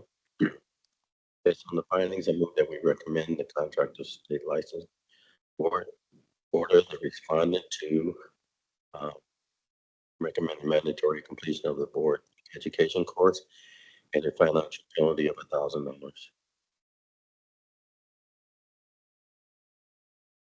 Member Clausen seconds. Austin second. We'll take that to a vote. Charlotte, Yes. Clausen, Yes. Johns, Yes. Johnson, Yes. Sorum, Yes. Okay, that stands. I would like to suggest or ask staff. I'm seeing several times I've seen in this group of NOPVs, the term ADU is coming up, and basically seeing a pattern of this, that if we can take that on as a subject addressing, these are basically accessory dwelling units, mother-in-law places, they call them different things, but you can see how constructing a building next to you is really not out in the public, and people are violating this repetitively. We're seeing a lot of these half-inch lines and stuff, so I think it's a good subject to take on. Anybody have any comments or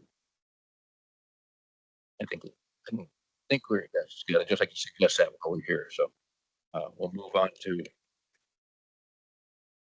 We completed item 9, so we'll go on to item. Open to C10 as I get here on my page. Item 10, decision on NOPV to Mark Caballero Pools and Spa Investigation 23 NTS 0024. Does anybody need to recuse themselves?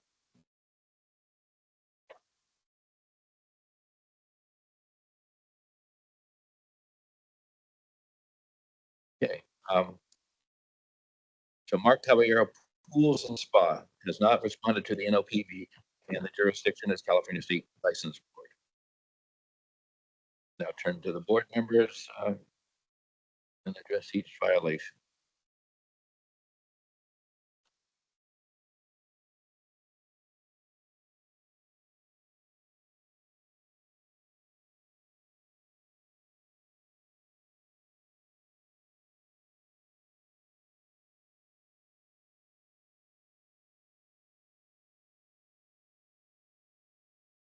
Yeah, in our defense on being slow, there's a lot of these here that we're going through, and there's a lot of pages, so please bear with us on.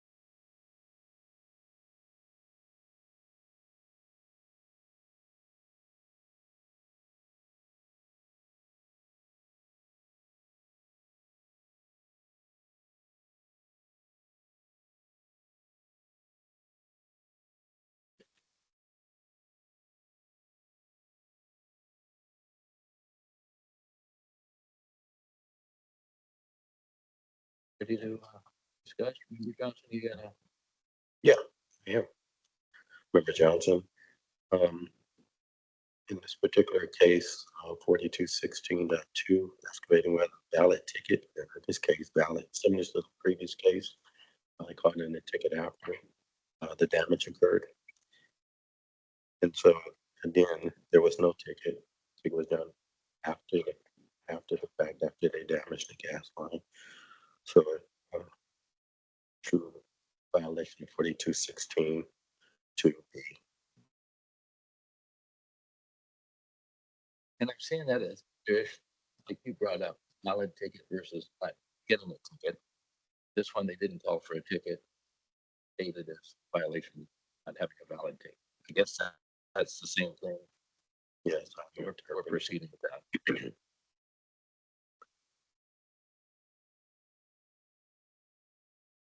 Any additional comment?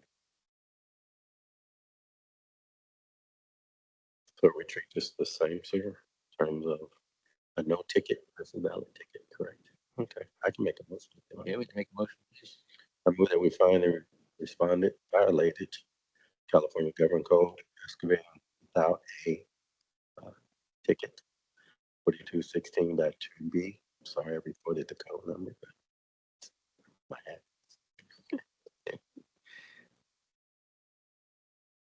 Member Charlotte seconds. Okay.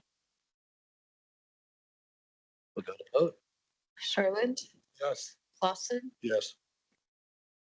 Johns, Yes. Johnson, Yes. Sorum, Yes. Yeah.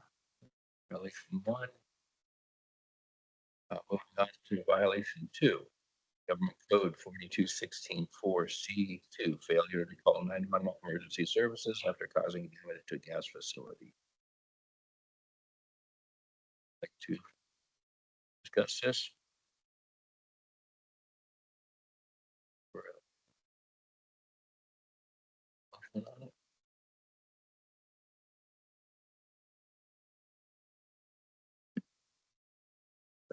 Mr. Chair, same concerns.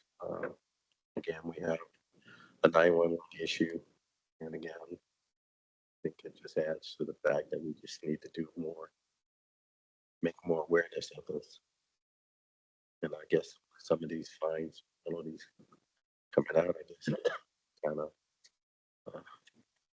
alert some of the public, more so the industry, what's going on.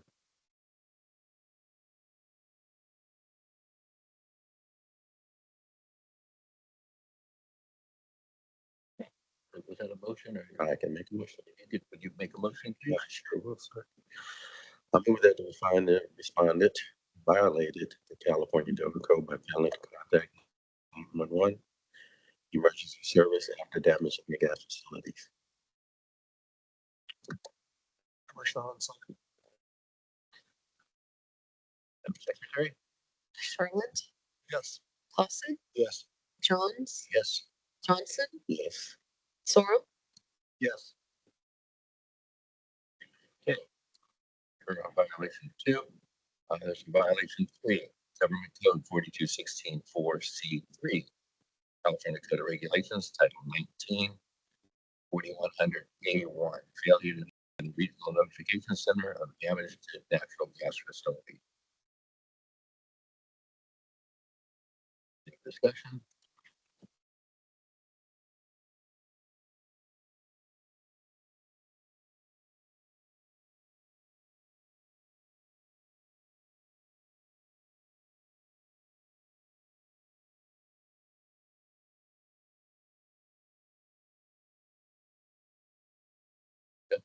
Make a motion. I can make a motion. Member Johnson, I move that we find the respondent violated the government code and the point of clarification. So that we just make one, right?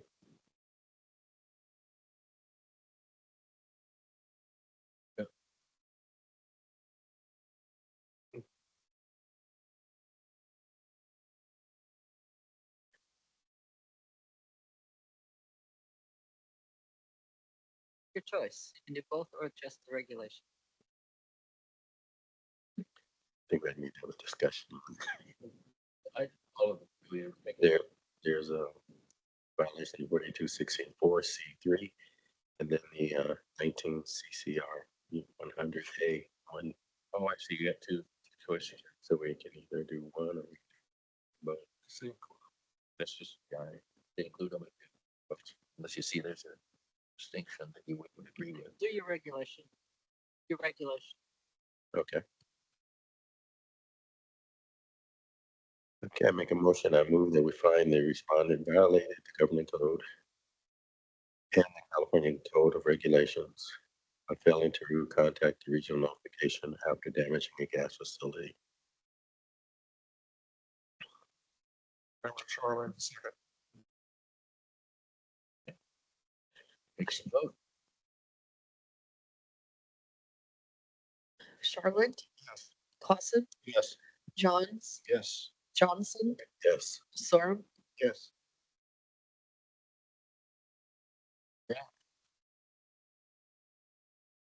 So we have 3 violations we've agreed upon. So staff proposes a sanction of mandatory completion of the board's education course and a financial penalty in the amount determined by the board. This is it. Inconsistent, we all found 3 violations occurred. So would like to start deliberation on that or anything different? Member Shoreline? I don't have anything further.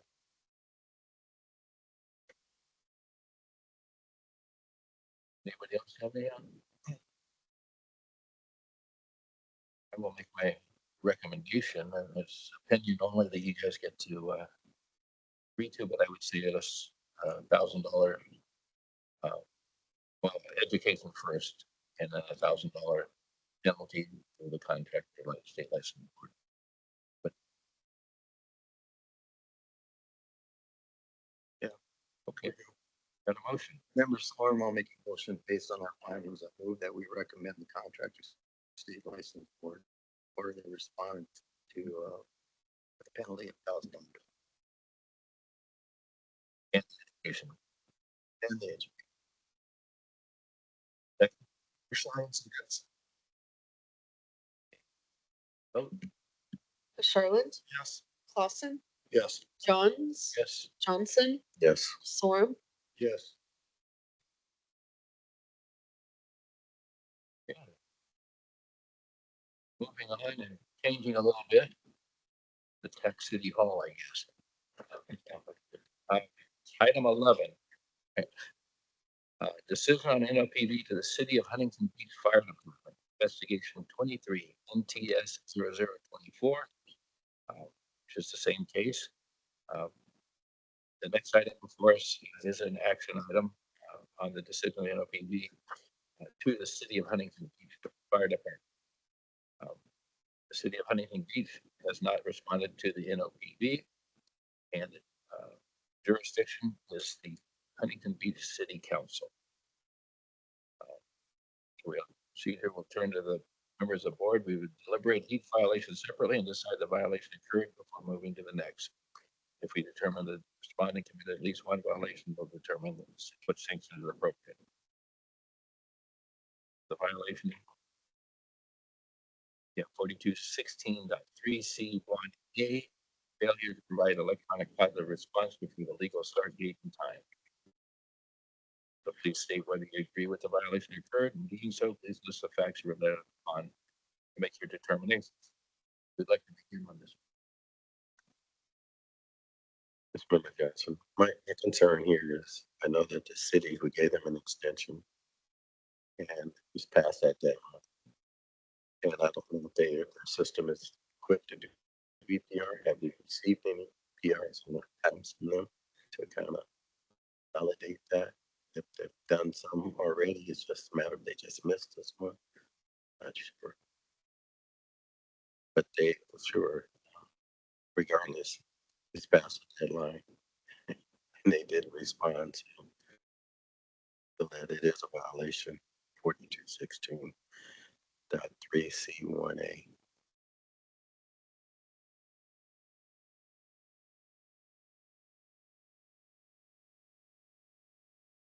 Comment?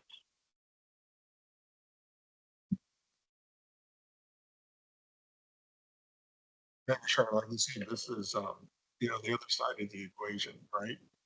We want tickets to be called in. We want potholing to be done if they're, God forbid, have an instant 911 being called, or the one call centers. And we have to have the other side also responding. And I know it's really hard to get to these cities and counties, but we gotta make them aware that this is an obligation. They need to, um, uh, respond not only to the site, but through the one call center and giving a positive response. And failure to do that, is a violation of the law. I was surprised that City of Huntington Beach Fire Department was uh, defending this. I didn't think that they would be a member of a on-call response, but apparently so. I guess my question would be the investigator. They would be the defendant. I don't know any assets, so I think that they would be marking. Well, to answer your question, it says member code is HB, so that's your Huntington Beach FE Fire Department. So that's the code at the one call center. They choose how they want to. They respond and Well, they choose who the members should be.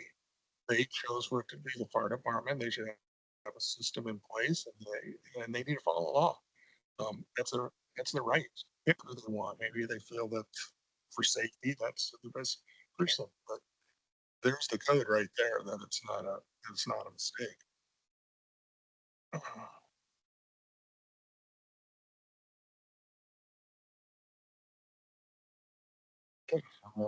the motion violation they did impact it.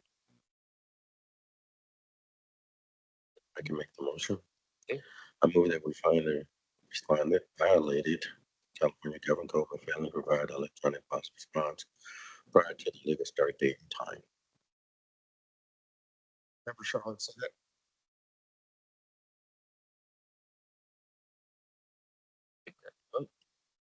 Charlotte, Yes. Lawson, Yes.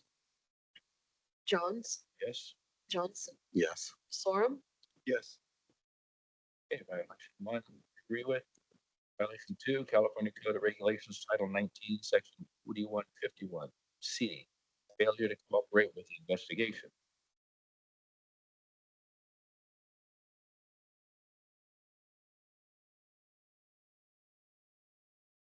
Anyone begin that program?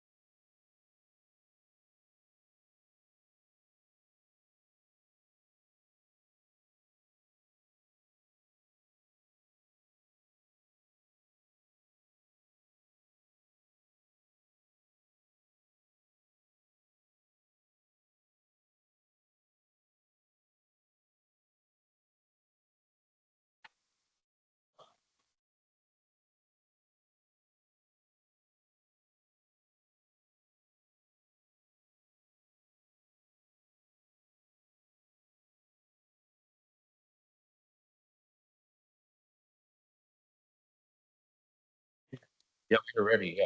All right. How many you have? Member Charlotte. So on August 26, 2024, Amber Dahl confirms the email and phone number. She gives that to our investigator. Investigator on August 27th sends information to the city of Huntington Beach Fire Department regarding electronic calls and response. And either operator responded to the information requested. On September 17th, the investigator sent a second information request to the city. That response was not answered. On the 17th, the investigator left a voicemail for the contacted city of Huntington Beach follow-up, and still no response. And then on the 17th, we also received a voicemail box was full.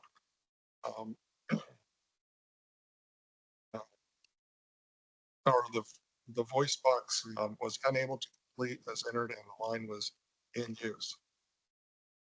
They received the message that the voice mailbox was unable to be completed and entered the line was in use. So the investigator did not receive a response from either the city of Huntington Beach or the city Huntington Beach Fire Department. So we've tried multiple times, and it might be, maybe it's not the right contact information, but that obligation falls on the operator to have current name and phone numbers, and it looks like we didn't. So I move that we find the respondent violated California Code of Regulations by failing to cooperate with the investigation.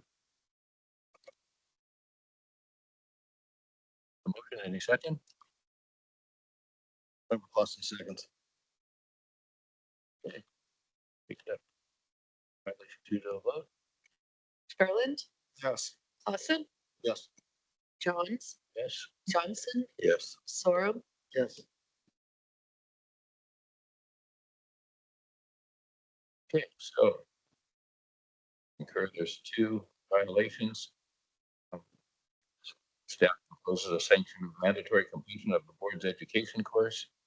And since we found those occurred, board like to discuss that.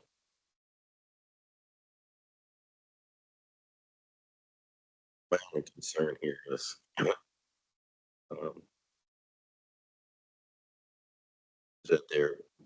when we get hear from back from the city hall, whoever's in charge there, that we get a response back to why they didn't respond and why the information is correct.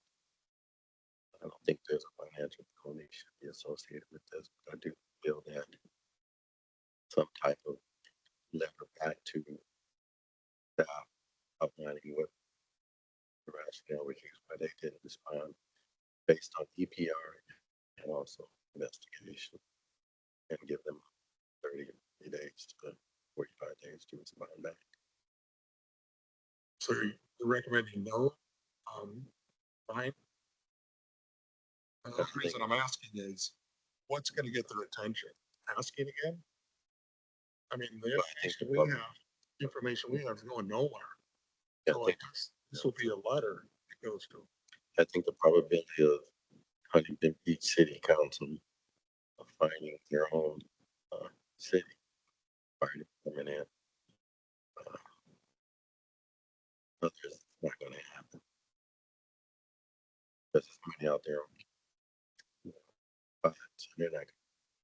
Well, I don't think we look at it as not going to happen because we are making recommendations. Nothing might happen with the California state licensing, but also, right? But yet we are saying this is of significance. Here's a financial number, and it's going to get attention. And I think that's what we want. And I really think we need to be consistent. Not on one side, it's like, well, you have problems. Everybody has problems. Everybody has issues. Everybody's busy. And we're saying, hey, there's a fine when you fail to do this kind of thing. And I think we need to send it and see where it goes on their side. I just think personally it's going to get more attention than another phone call saying, hey, guess what? Your system doesn't work. I think they're going to see that as, whoa, how do we pay for this? Whose budget is doing it? You know, it's got a lot of questions, and that's what we want them to dig into it. And the fine, I don't think. I agree with you. I think the fine would probably do something about, I think, a letter or some response back to us outlining what happened and what they're doing to rectify the issue. I think that should be a part of that. So if I hear you, Marshall, you're saying you'd like to see a fine, the board education course, and an explanation of the breakdown. Yeah, on your system. I want to make sure we get their attention and hear a response back, because I know the one customers are kind of frustrated. People not responding back on PRs and contact information. I agree. You want to make that motion? No. Yeah, just seeing the and as Member Johns, the staff have proposed just mandatory completion of board's education. I think that is important. I think that's going to cause somebody to say, who are we going to send? what is this? And I also like your thought of requesting a explanation of violation. Have them identify where it fell through the system, how they're gonna improve it. But the fine part, yeah, first time violation, and I don't see a fine really outside of, like, say, causing problems, slowdowns with their budget thing and stuff, but I Well, we don't know that it's the first time because, unless you hear from the one call centers that Huntington Beach has not responded on any APRs. I don't know the status of anybody that doesn't not use an APR. But I think they definitely need to send somebody to education that would be documented and, yeah, and then after that, then it's like rounds for serious penalty. Again, I think that board needs to stay consistent. I'm considering $1,000 because if you look through the law, we're way off of 10 to 50, 10,000 to $50,000 fines. I mean, we're throwing out $1,000 to get attention, to get people looking at this thing and say, hey, we need to deal with this. If we see these come back to us and we gave them $1,000 fine, I think it's worth increase to get their attention. I do agree that we should go with the addition of what Marshall said. Our member Johnson is that we want a fine, the education, and what was the breakdown on this? Because they do have a unique department that's it's their choice to choose that one, but it's going to have them look at it to kind of get back to us and say, maybe we learned something that why it's Yeah. set up that way. I like to know why it is the fire department also. Yeah, I'd like And to see. you're going to say we are not the fire department. Well, they have a water department, they have other public works facilities. I wonder who's doing that. So I'd like to have them define it. I think that's a valid question. It is unique, though they get to choose that, just like a utility could choose a contract with company to go out, right? There's options for them to do that, and this is a failure due to work. But when it fails, Right. What is your process?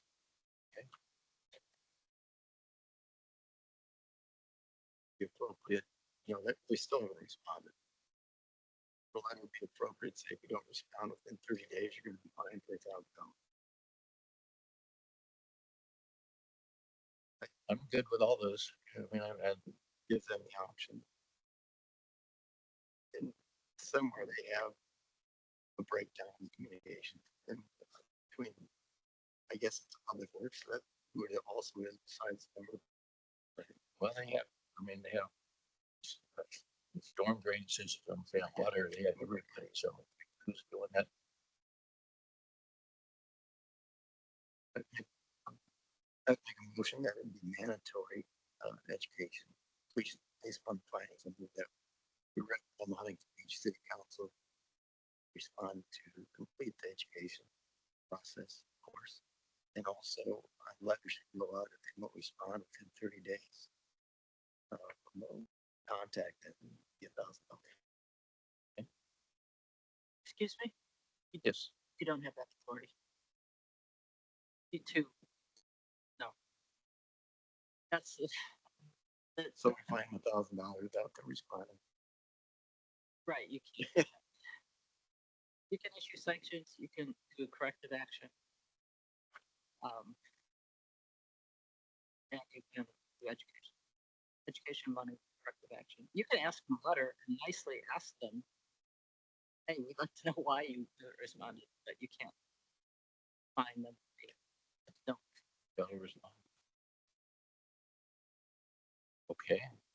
Where we at? Education, $1,000.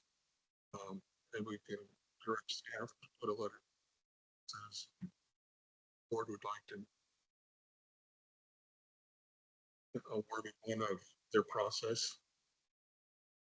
See what we get. Okay. Did you hear that? Okay. All right, so how about an official motion on that?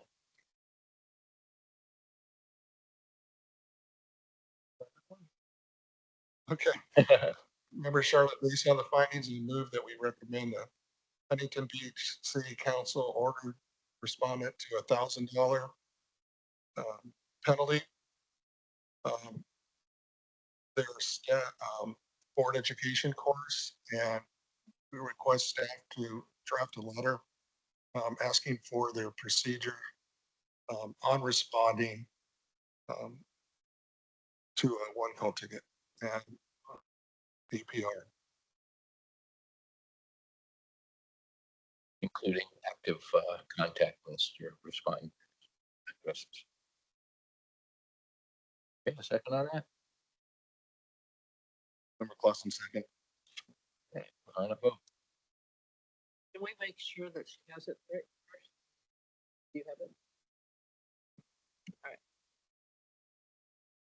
Charlotte, Yes. Clausen, Yes. Johns, Yes. Johnson, Yes. Sorum, Yes. Okay. And yeah, I guess we have kind of gone over what we have time wise. Let's get this Huntington Beach one out. I think that next one, yeah, we'll go into a heavier one. So we're gonna knock out, this is City of Huntington Beach, so it should be about the same. If it gets too long, we'll do another break. So we're on item 12, NOPV City of Huntington Beach. So this next item before us is action item, the decision on NOPV to the City of Huntington Beach investigation, same 23 NTS 0024. City of Huntington Beach has not responded to the NOPV. Jurisdiction is Huntington Beach City Council. Turn to the members of the board and determine the violations. Violation 1, Government Code 4216-3C, 1A, failure to provide electronic positive response before the legal start date time. And then, please state whether you agree with the violations. I think we, the same scenario as the other one.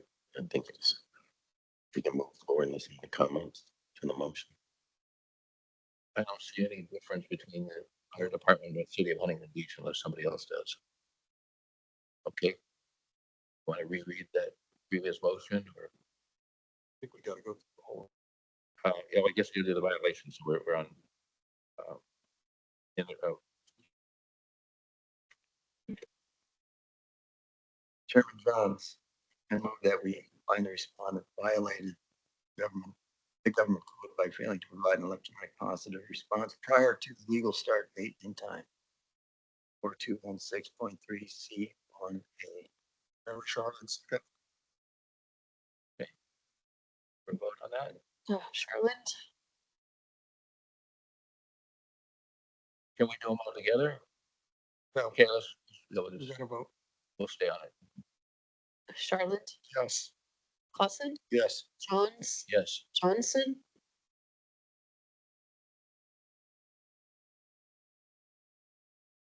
Violation 1. Yep.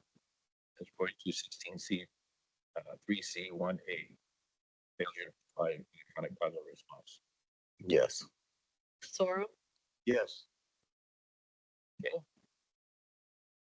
Moving on to violation 2. Entertain a motion of the board to take action on such violation. And that was Title 9, Section 4151, failure to cooperate with the investigation. You ready for Chairman a motion? Johns, move that we find the respondent violated California Code of Regulations by failing to cooperate with investigation for 19 CCR 4151C. Member Charlotte, second. Charlotte, Yes. Clausen, Yes. Johns, Yes. Johnson, Yes. Sorum, Yes. And to discuss sanctions. We do the same thing, and if somebody wants to make a motion, what we did before.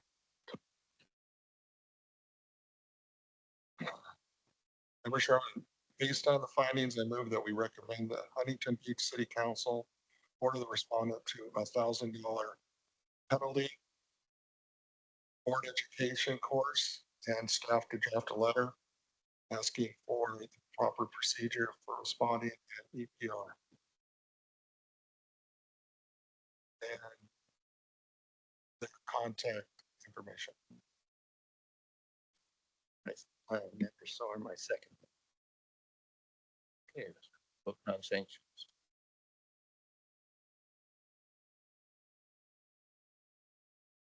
Charlotte, Yes. Clausen, Yes. Jones, Yes. Johnson, Yes. Sorum, Yes. Okay, so that completes that. We're gonna take a break here between, before we address item 13. Let's take 15 minutes.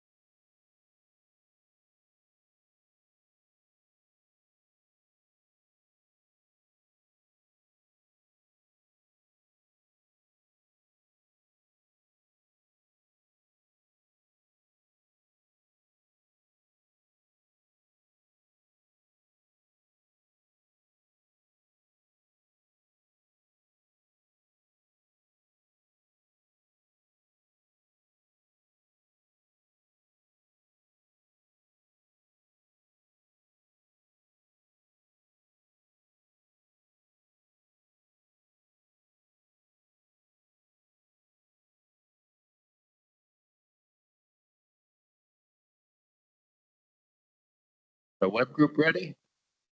All right, we got thumbs up. So we are going to resume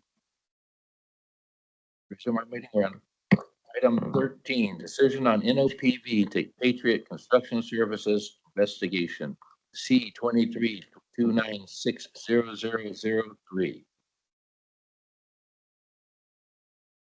Does any member need to recuse himself from consideration of this item? Okay. So Patriot Construction Services has not responded to the NOPV, and the jurisdiction is Contractors State License Board. We'll now turn to members of the board and deliberate on each violation separately and decide the violation occurred before moving to the next. If we determine that the respondent committed at least one violation, we will determine the sanctions appropriate. So Government Code 4216 2B, E, and G, excavating without first contacting the Regional Notification Center. Please state whether you agree with the violation occurred. In doing so, please list facts that you relied on to make your determination. Members who would like to begin deliberation.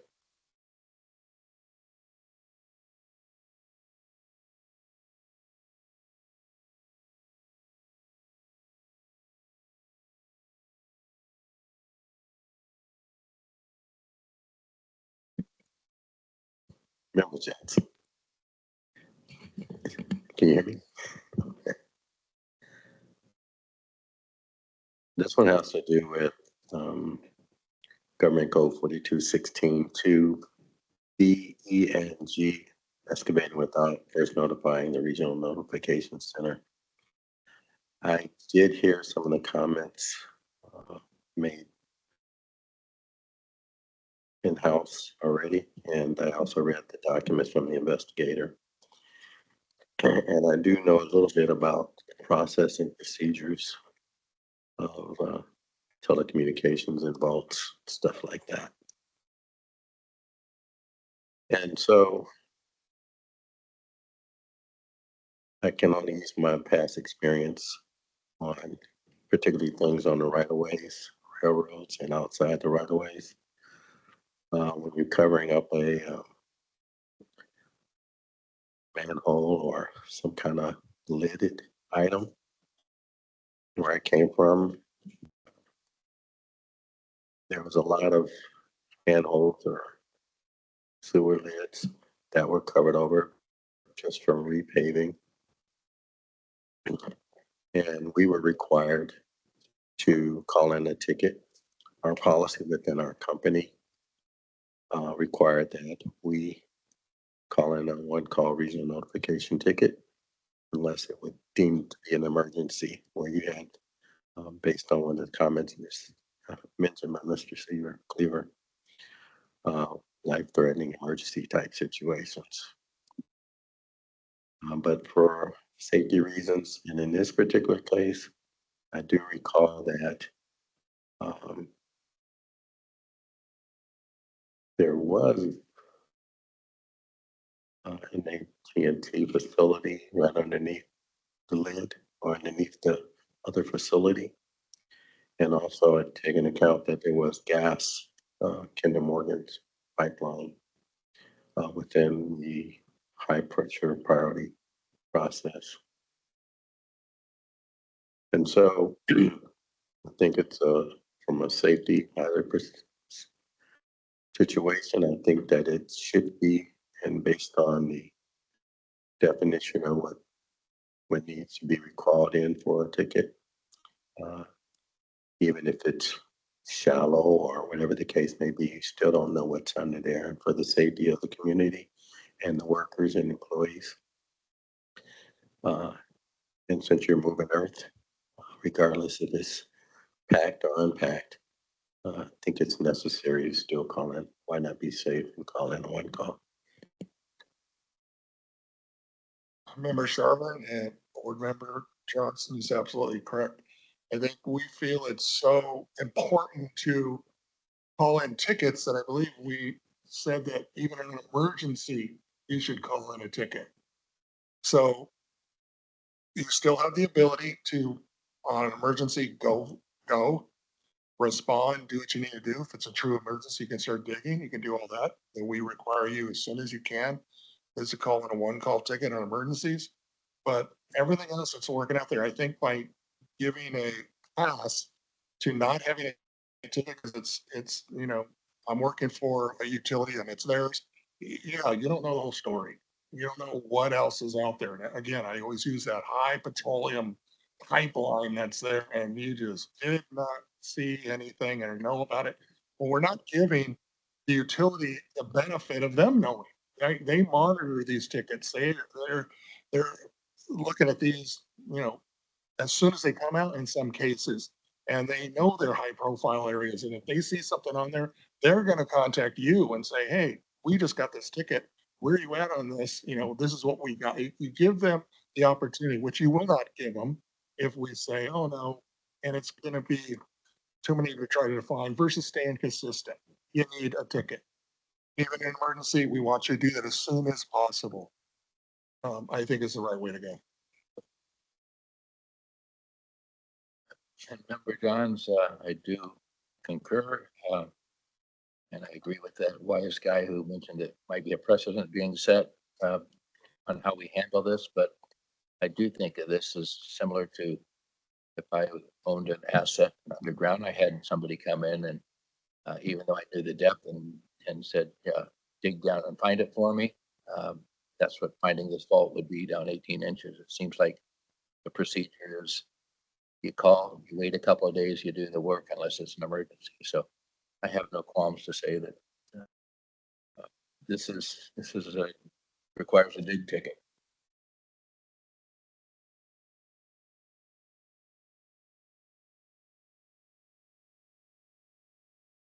So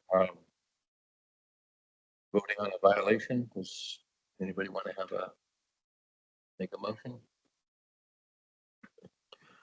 Member Johnson, I'll make the motion. I move that we find the respondent violated the government code by excavating without first contacting the regional notification center. Member Sherlin, second. Okay. Take that to the vote. Charlotte, Yes. Clausen, Yes. Johns, Yes. Johnson, Yes. Sorum, Yes. Okay. So we see that there's a violation, and we'll move on to discuss sanctions. The staff has proposed a sanction of mandatory completion of the board's education course and a financial penalty, an amount to be determined by the board. Since we did find a violation occurred, please state what you think appropriate sanction would be. And if doing so, please list provisions of section 4201, Title 9, California Code of Regulations that you are using as a basis for your determination of the facts you relied upon. We'd like to begin deliberation. Well, Member Sherlin, I think we need to stay consistent once we determine a violation.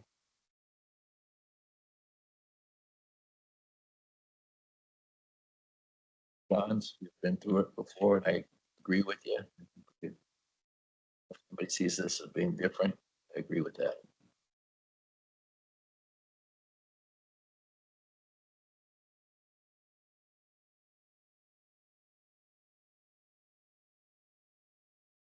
Does somebody want to make a motion?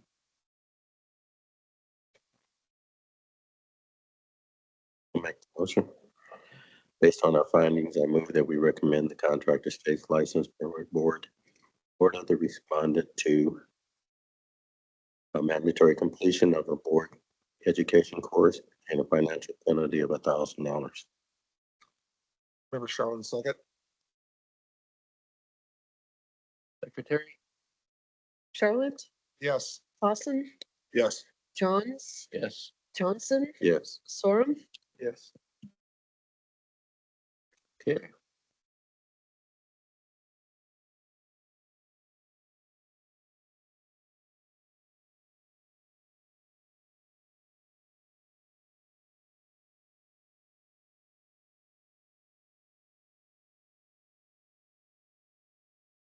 So that completes item 13. Under item 14, decision of NOPV to Washburn Grove Management. Investigation C241690007. Does anybody need to recuse himself from consideration of this item? Seeing none, Washburn Grove Management has responded to the NOPV and has also requested to enroll in the board's education course. And the jurisdiction says Underground Safety Board. We'll now turn to members of the board. We will deliberate on each violation separately and decide what violation occurred before moving to the next. It's determined we committed that the respondent committed at least one violation. We will then determine what sanctions are appropriate. Violation 1, 4216-1, failure to participate in and share the cost of the Regional Notification Center. Please state whether you agree with the violation, that the violations occurred. In doing so, please list the facts you relied on to make your determination. So who would like to begin deliberation on this?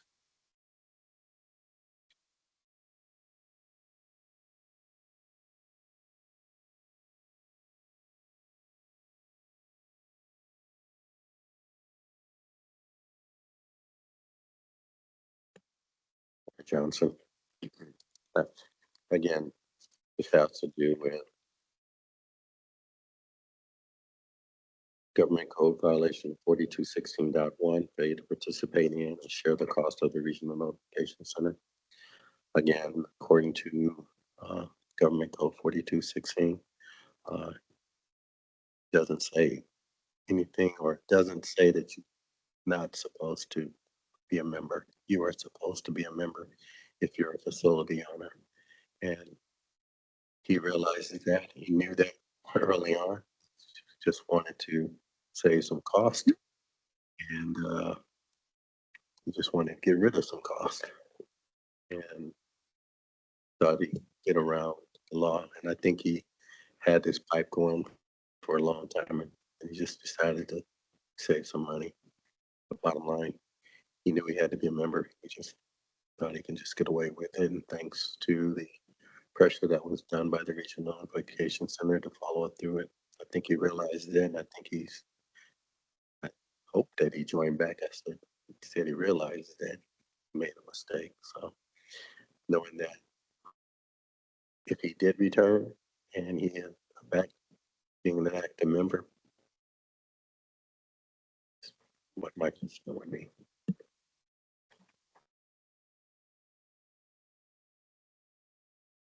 Anybody else on this?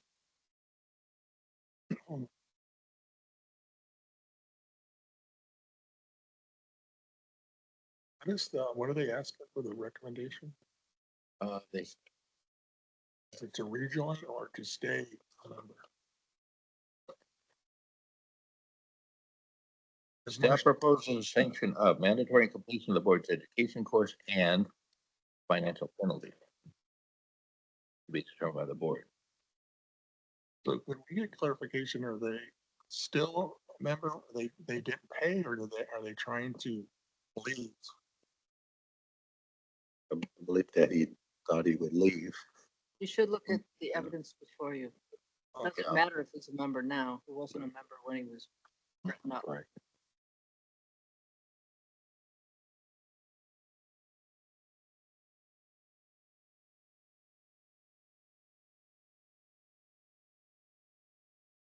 So, They transmitted.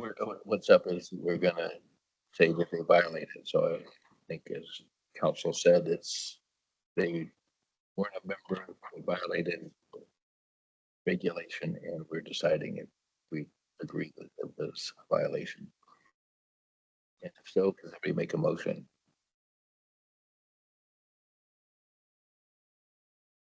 So he's trying to terminate. June, already did on June 5th.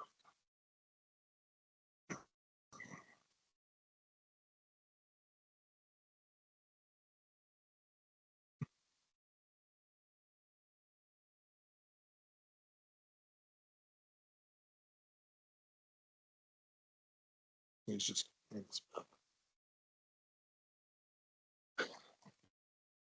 Marcia, do you want to? Might go ahead and make the motion. Move that we find the respondent violated the California government code by failing to participate in and share the cost of the regional notification center.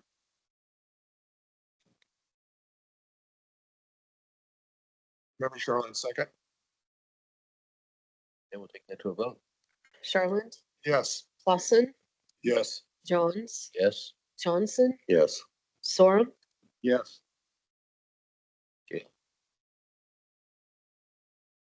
So we agree that the violation occurred.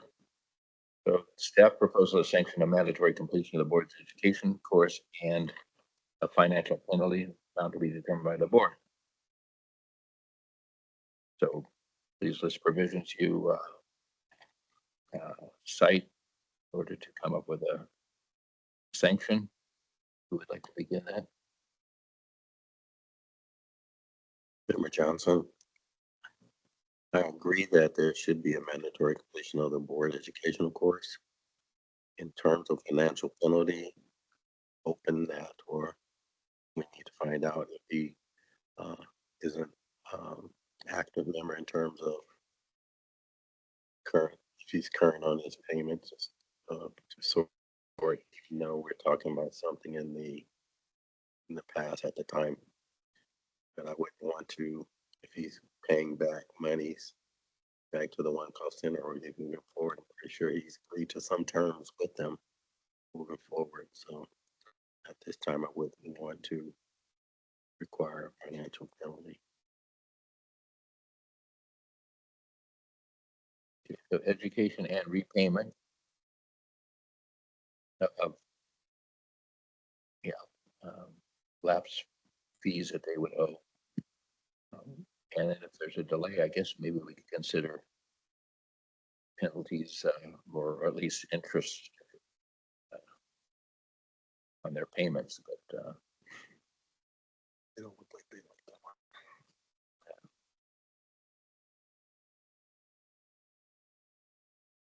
council.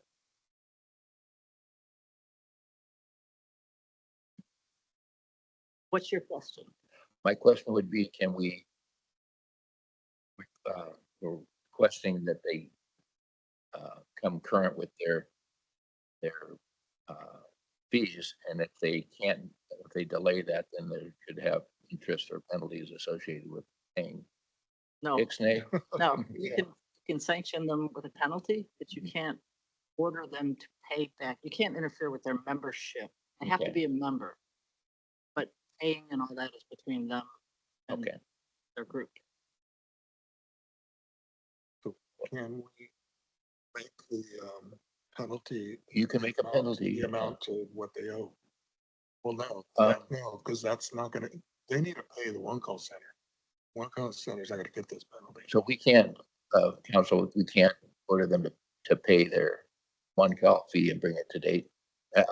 Past to what they owed to get, you know. No, you can't. You don't have that ability.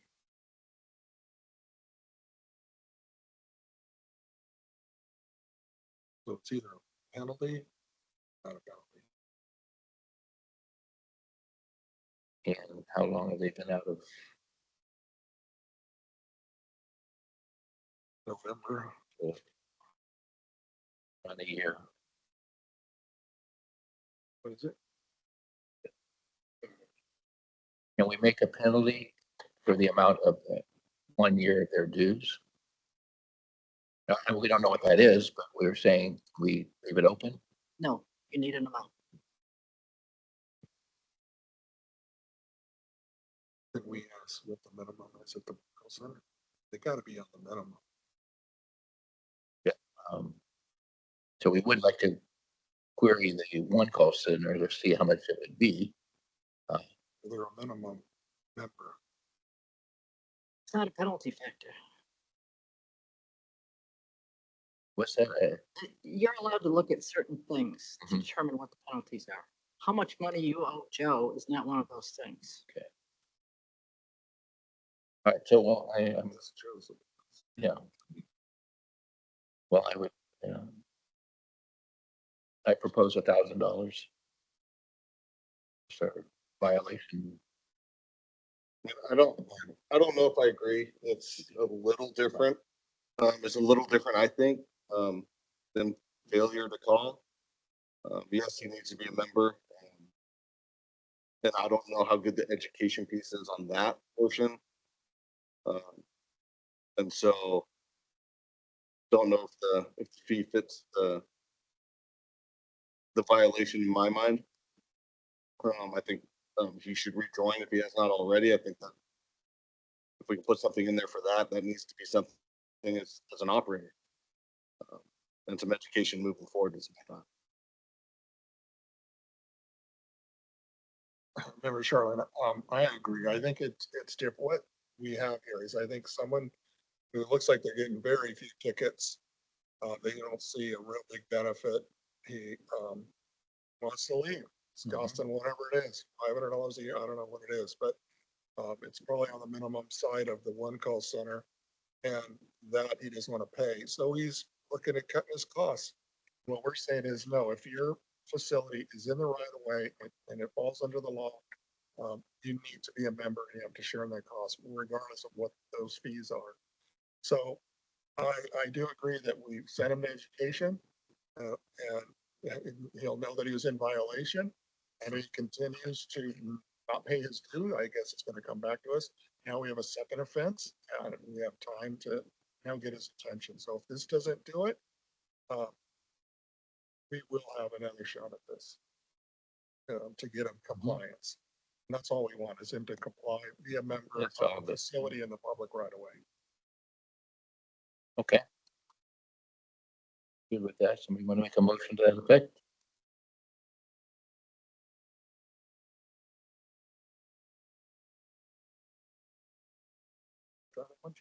I'll give this one a shot. Member Travis, Member Clausen. Based on our findings, I move that we order the respondent the mandatory completion of the board's education course and re-entry into the one call center membership and a mandatory membership in the one call center. Member Charlotte, second. Council, if you have a.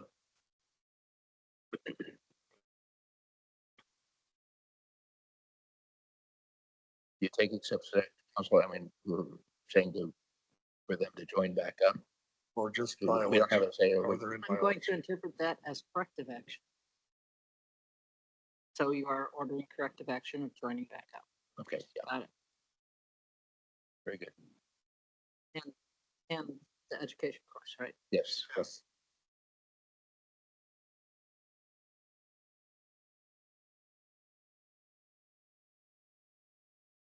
So was that a motion and a second on I that? second it. Oh, you seconded? Okay, so we're ready to vote. Mr. Chair, Oh, question. excuse me. Should we put a time frame on that? Time frame. Should you be a time frame on that? I think we want to put a time frame on it. Does he join them whenever you I think it should be I would encourage adding a time frame. effective immediately. He's a join. I think 60 days, 30 days, 60 days. Well, I think it should be effective immediately. Every day that goes on, he's, you know, So what's immediate? Yes, but time. as of today. Today, as our motion and vote. Was that? He would not get the notice today. I think 30 days from notice would be reasonable for compliance. I think we got an okay. Within 30 days of notification.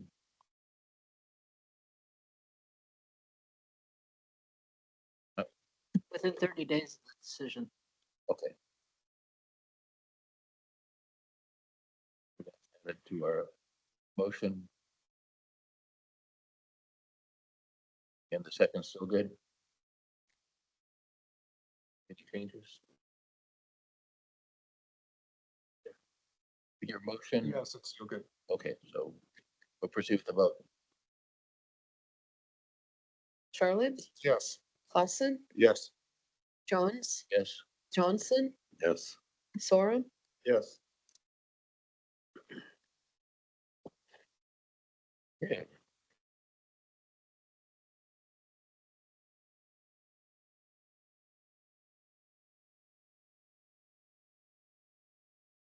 Item 15, decision on NOPV for Pasha Real Estate Brokerage, investigation C241990006. We do have 3 of these similar violations, of which one was due to individuals, I understand, and then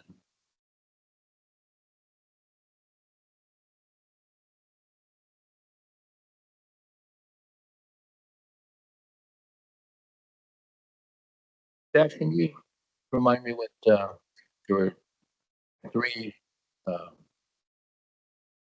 3 violations we were seeking, and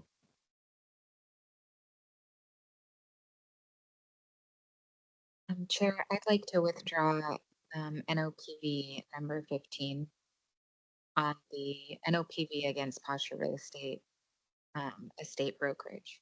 the brokerage. Okay. So we will be skipping the first segment. We'll go on to 16 now. So 15 was deleted. Decision on NOPV to Sashin Pasha investigation C241990006. The response, Shaheen Pasha has responded to the NOPV contesting the violation in writing and has requested to enroll in the board's education course. Jurisdiction Underground Safety Board. We'll now turn to the members of the board. We will deliberate on each violation separately and decide the violation occurred before moving to the next. If we determine that the respondent committed at least one violation, then we will determine this what signature is appropriate.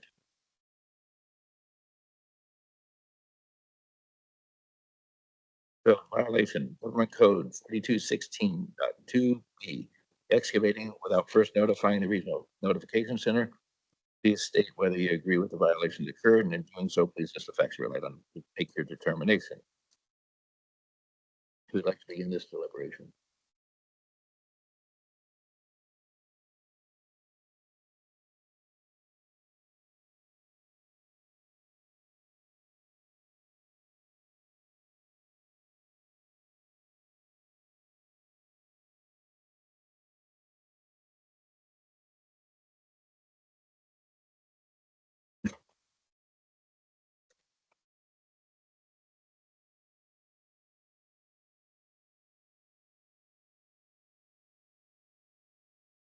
Member Charlotte, so I like the board to stay consistent. And I think where I show a difference is you have operators who receive tickets and have an obligation to go do what they need to do. You have professional excavators, people that are paid, they're in the industry, they go through training, like the California State Licensing Board, where it is covered, what their requirements are. And then you have the public, and the public is the hardest group to get this message to. And I've told a story in the past at other boards that I'm on, that I had a medical procedure while I was in the hospital, and I saw countless techs and people that they moved me around to. And they asked me, questions, and it somehow turned to, what do I do for a living? No, we start by saying, do you know what 811 is? And I'm sad to say, out of that day or two that I was there, nobody, doctors, lab techs, ER staff, I mean, they did not know. I just went to a dental procedure the other day, and new doctor, and she asked me, she had no idea. And we need to attack this. So it's our hardest group to get to. There are ways around it if they choose to not dig and put a sign in. They can put, I think I've seen, wood structure, and they make it kind of floating on the surface. That wouldn't require a dig ticket. But to dig into the ground does require a ticket. So I think we do need to find violation. I'm not so sure about hitting, the fine, but I think for sure the public in this case, unless we have priors, and I don't see that here, is the education course is absolutely how we need to handle that. And I don't know if anything else we could put that, in their industry of, you know, bringing this up and talking to their community. I don't know if there's another way other than money onto a group that, I'm giving them the benefit of the doubt that they did not know they needed to call in a one-call ticket.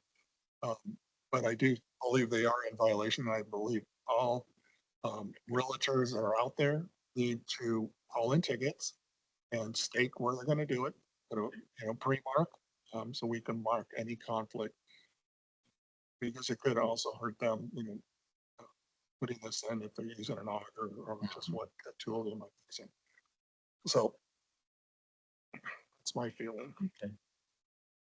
And again, if I can bring up to staff, maybe we could address that as targeting realtors and recognizing that these 4x4 posts that they're putting in, that they can, part of the education program and outreach program to realtors can address something like that, see what we can do. I think that is some low fruit that we can do in the safe digging world. But that's, but we're finding this to be a violation, and does somebody want to make a motion to that effect?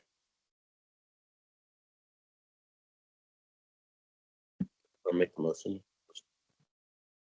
Member Johnson, I move that we find the respondent violated California Government Code by excavating without first notifying the regional notification center.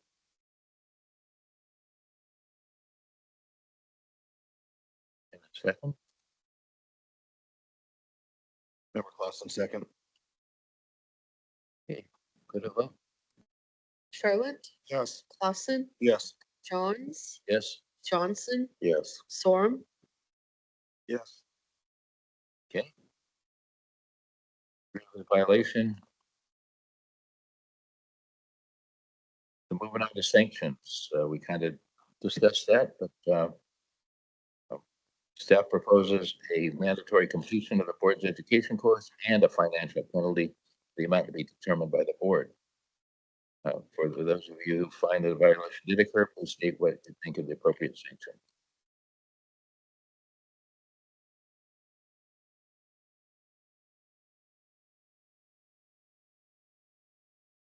And starting off, I agree with you, Member Charlene, the education is probably sufficient for this particular case, and realtors right now need to educate them. I can't see a fine being that they're outside of the digging community.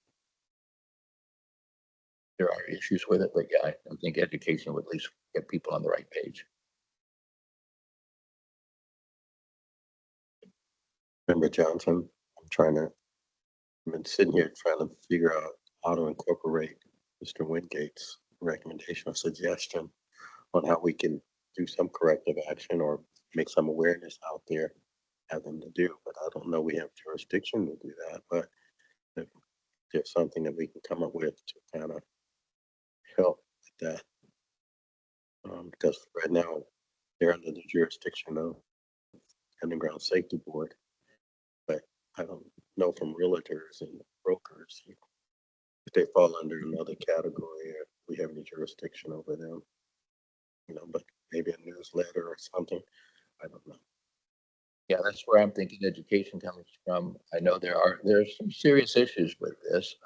Even I think I did read that, how they found laborers to do the work and stuff is probably pretty common in their industry. You get somebody to go out and put those in, using power equipment, power augers, things like that, handhold. You can do some damage on things. So the word needs to get out. And but I look and kind of recognize what Member Charlotte's talking about how many people really know what's going on, and we got to get that word out. And I think the burden's on us, and I can't see a fine to somebody that didn't have any clue that it was an issue. Yeah, they also mentioned in their letter that they have already are in the process of signing up for the course. So that's being a little proactive. Um, just need to verify that if that's the case. You know, maybe a part of our penalty is for them to, and I don't know if council would go for it, I but agree to with say, in the real estate community that they can, yeah, in their industry, show education, yeah, promote education in some way. Could specify something. Council, is that feasible to say?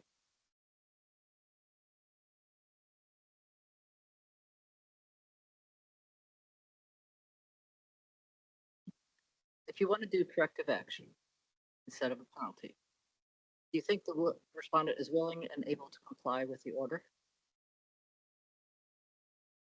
And did they cooperate during the investigation?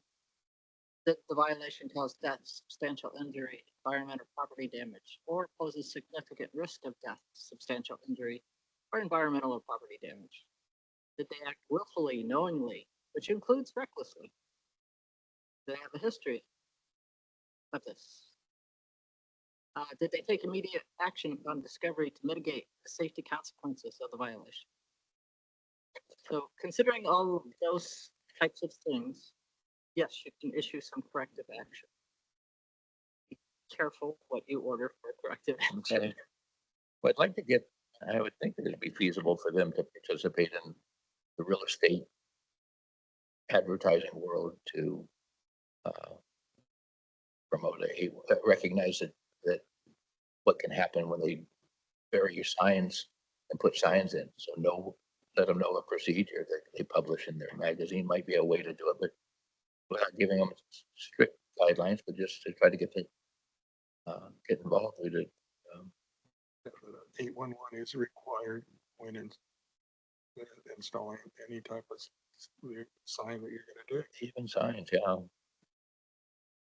We're talking to a company that didn't even just put something on somebody's property.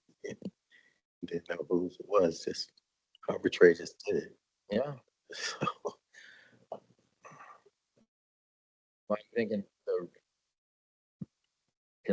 the big picture is if word got out to people to just know there's some rules of how to do it, it would be a good way to prevent future stuff. So, so I guess what I'm asking, maybe staff can compose. Charlotte? What do you think? Yeah, All you can do is assign it to escrow. And then it'll get done. I don't think they will. Yeah. Well, for corrective action, can we require them to get some collateral stuff and be able to share it in their offices? Corrective action would be something like, what are your procedures when you go to put a billboard? Let's make sure your procedures include calling 811. That's corrective action. You can't make them do things to other people. Okay, let's do that. Let's give them the term and corrective action, how they would, their procedures and future installations of signs or billboards, etc. Okay, let's do that. We'll put her on staff to get that, see what it is and see how we might incorporate that in our future training or advertising and things like that of promoting it. How are you going to phrase this motion? Let's work on that before you work on a whole motion. Phrase this part. So what was that? Motion is that they're going to be taking the education and then kind of running into an impact or, Corrective action plan. the corrective action plan. Yeah, he said maybe they can prepare a corrective action plan Other policies and I'm procedures. saying suitable for. I'm trying to come up with some procedure to give it to every realtor in California to say, you know, how they could do it, and at least be aware of the problem. Could it be a corrective action plan would be to provide a written procedure for future sign billboard installation? That's why we got That you guys. includes 811. To include A1. Okay, Member Sharman, second. Put in the time frame. You have jurisdiction here. So if you don't put in a due date, it's gonna be hard to follow up. So maybe give them 30 days from the date of the decision. okay. Yeah, we're gonna have them 30 days.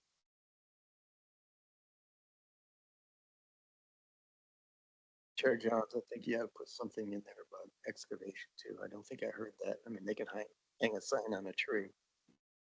You know, that requires excavation. So how would we word that, or what are you saying? Okay, I got it. The corrective action will read, provide written procedures for future sign billboard installation, which requires excavation to include 811 notification within 30 days from date of this decision. Okay. Second.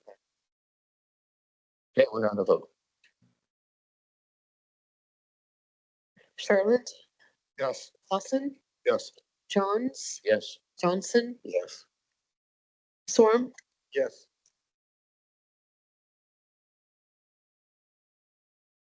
Okay, so moving on.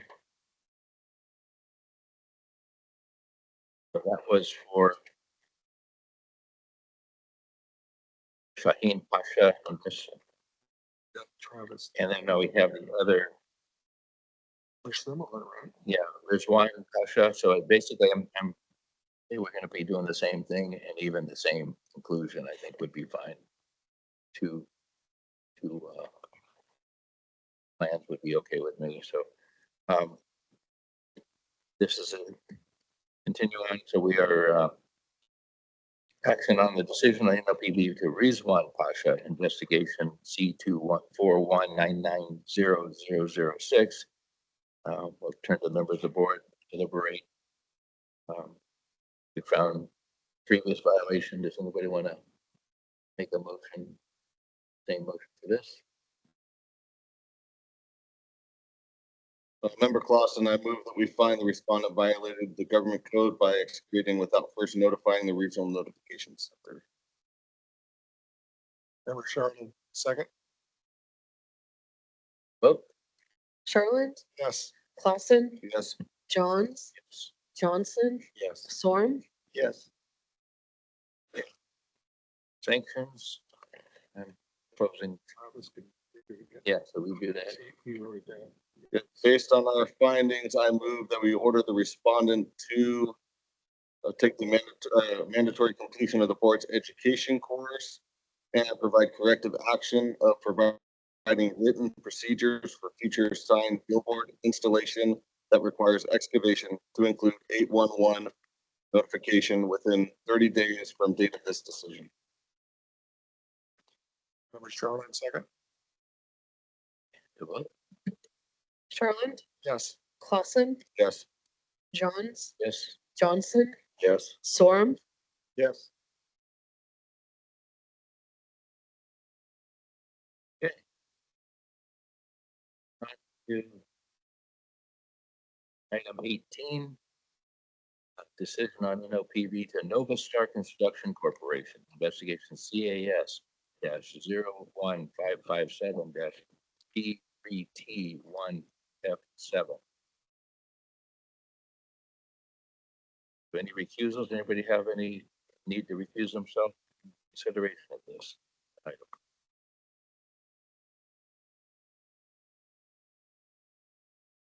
Nova Star Construction Corp has not responded to the NOPV. Their jurisdiction is a Caliber State license board. And to the members of the board, we're covering each violation separately. And violation 1, Government Code 4216.2B, excavating without first notifying the Regional Notification Center. Please state whether you agree with the violations occurred, that the violations occurred. In doing so, please list the facts you relied upon. Who would like to begin this deliberation?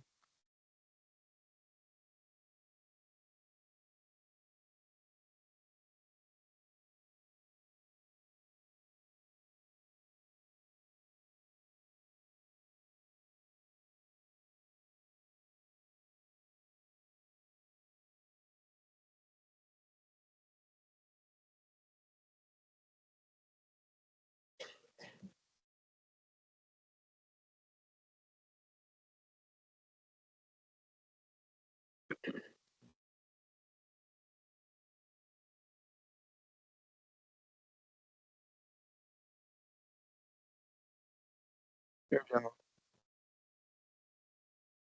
Yes, sir. I move that we find the respondent violated government code by excavating without first contacting the Regional Notification Center per 4216.2B.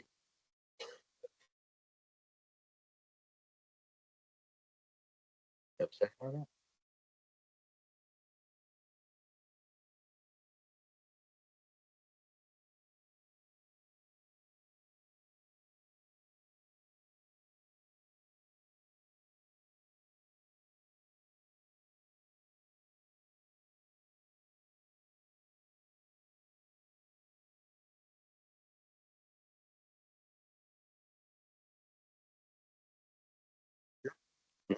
Oh, yeah, I need a second. No. Member Charlton, second. Okay. So on violation 1, vote. Sherland, Yes. Clausen, Yes. Johns, Yes. Johnson, Yes. Sorum, Yes. Okay, violation 2. Government Code 4216.4C2, failure to contact 811 emergency services after causing damage to the gas facility.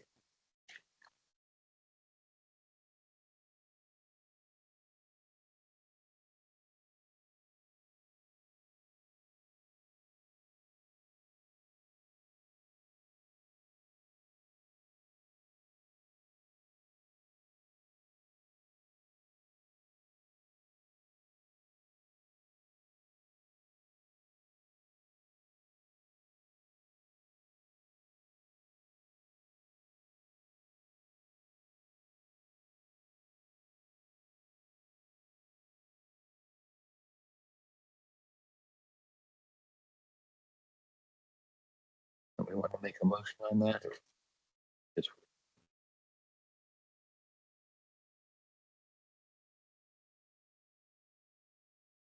Make the motion. Member Johnson. I move that we find the respondent violated the California Government Code by failing to contact emergency service after damaging a gas facility. Member Clausen, second. Sherland, Yes. Clausen, Yes. Johns, yes. Johnson, Yes. Sorum, Yes. Okay. Moving to violation 3. So I will enter. Government Code 4216.4C3, failure to report damage to the Regional Notification Center within 48 hours.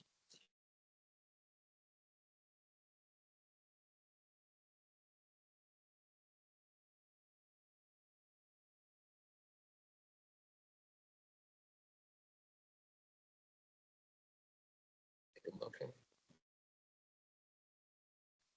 Member Clausen, I move that we find the respondent violated the government code by failing to contact the Regional Notification Center after damaging a gas facility. Member Charlton, second. Okay. Violation 3 vote. Sherland, Yes. Clausen, Yes. Johns, Yes. Johnson, Yes. Sorum, Yes. Okay. Now that we have violations, we'll discuss sanctions. Staff has proposed sanctions of mandatory completion of the board's education course and and a financial penalty in the amount to be determined by the board.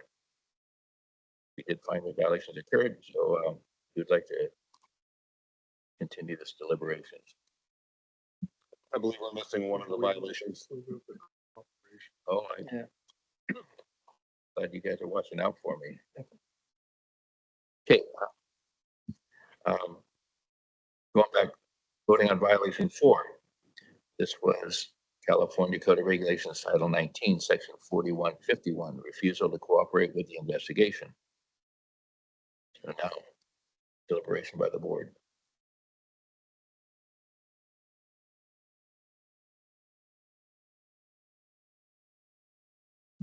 Member Johnson, I just had a question on the time frame. It's on 6:17 p.m. on April 18th.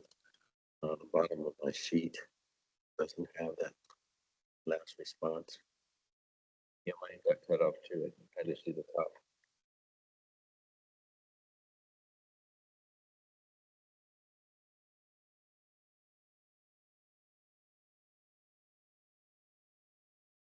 Staff, would you happen to have a copy that might have that could read that? See the bottom line on page. The investigation.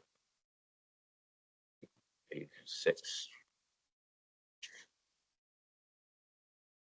That begins 6:17 p.m. on April 18th.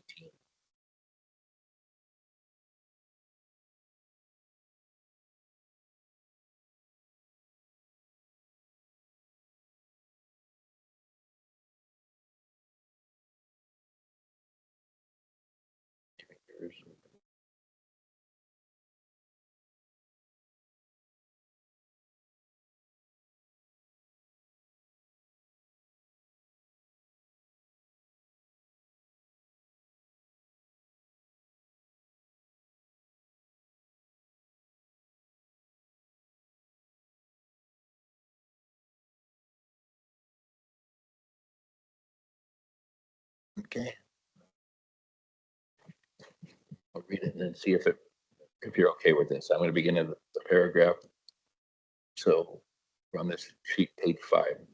At 6:17 p.m. on April 18th, 2024, Boo responded by email stating, "Hi Zep, I already replied to whatever you asked me to do. What other information do you need? Thanks." Exhibit 18. The next morning at 11:16 a.m., investigator sent an email to Boo asking for clarity on his April 18th email. Exhibit 19. That same day, April 19th, 2024, investigator telephoned Ricky Boo at 11:28 a.m., but had to leave a voice message. Boo did not respond to either the telephone message left at 11:28 a.m. on April 19th, 2024 by investigator or the email sent by the investigator at 11:16 a.m. on April 19th, 2024, period. To that last line.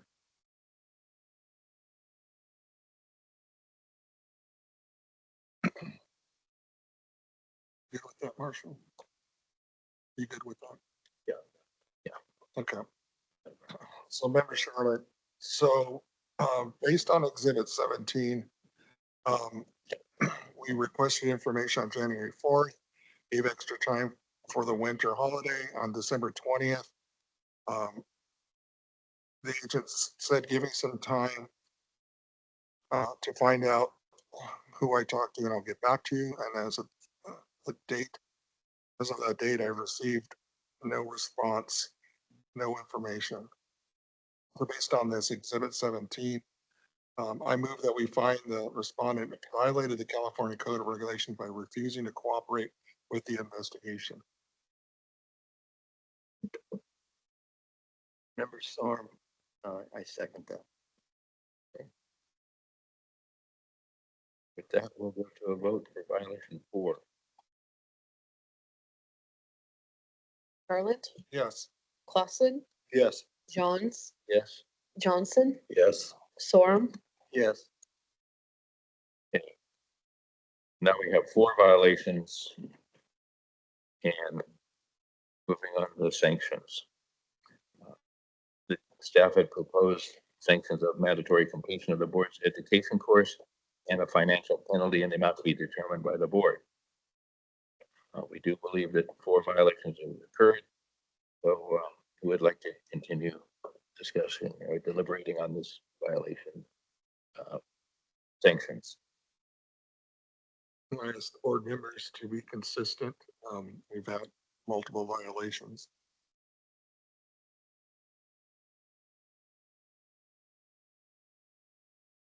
Member Johnson, I agree with the consistency. The difference here is the refusing to cooperate with the investigation.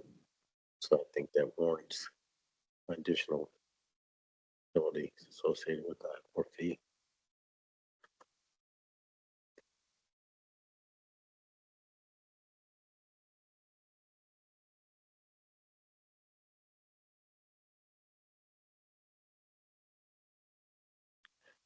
Propose anything? Well, I do just taking into account the equipment and things like that used on a project too, when you're using power equipment and a contractor using that, they have a responsibility when you're using power equipment. Might be more than some that you see just, innocently digging in the backyard or something with a shovel.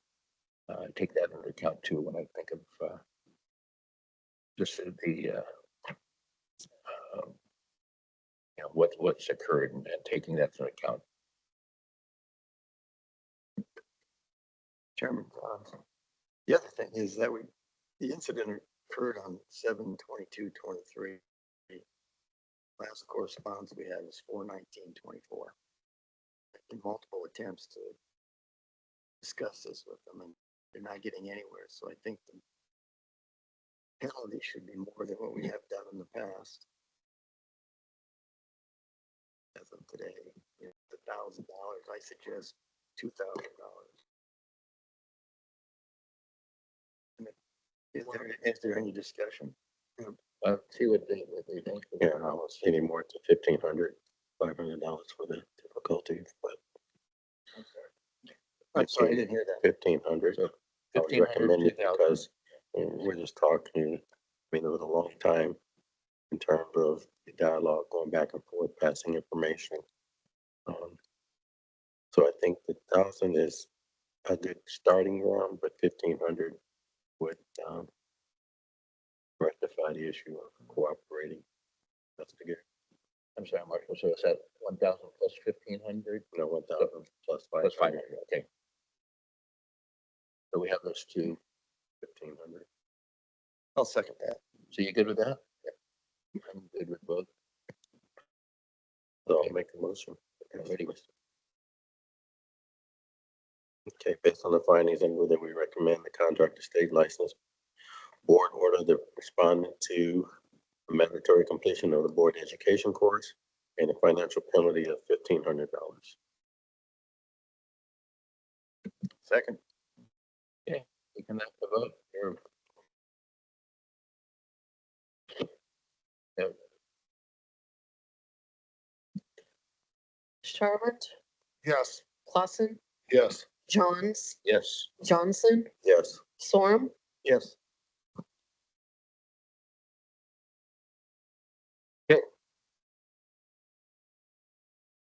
I think that completes NOPVs. So we're probably at a good, yeah. I mean, that was our target, so we're looking pretty good. Is there anything else? Yeah.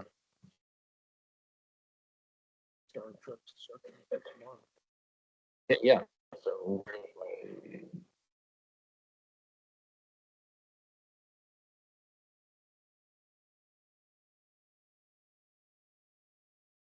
guess those instructions are after back here.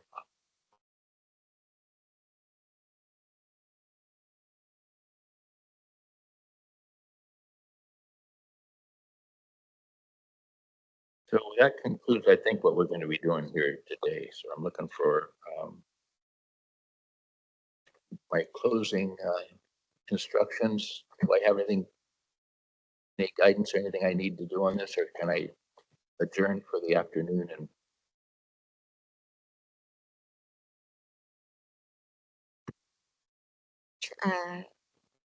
Chair Johns, if you'd like to end now, we do need a board vote because it is before 5 p.m. or 5 p.m. So if we can come up with a vote in 5 minutes, before 5 minutes. Members, Darrell and I vote for to end the board meeting for. Member Clausen, second. We need a vote. Charland, Yes. Clausen, Yes. Johns, Yes. Johnson, Yes. Sorum. Yes. Okay, well, I guess we meet re-adjourning tomorrow. I believe it's 9 a.m. Going from memory on this, so so today's meeting is now adjourned. That was a pretty good time, guys.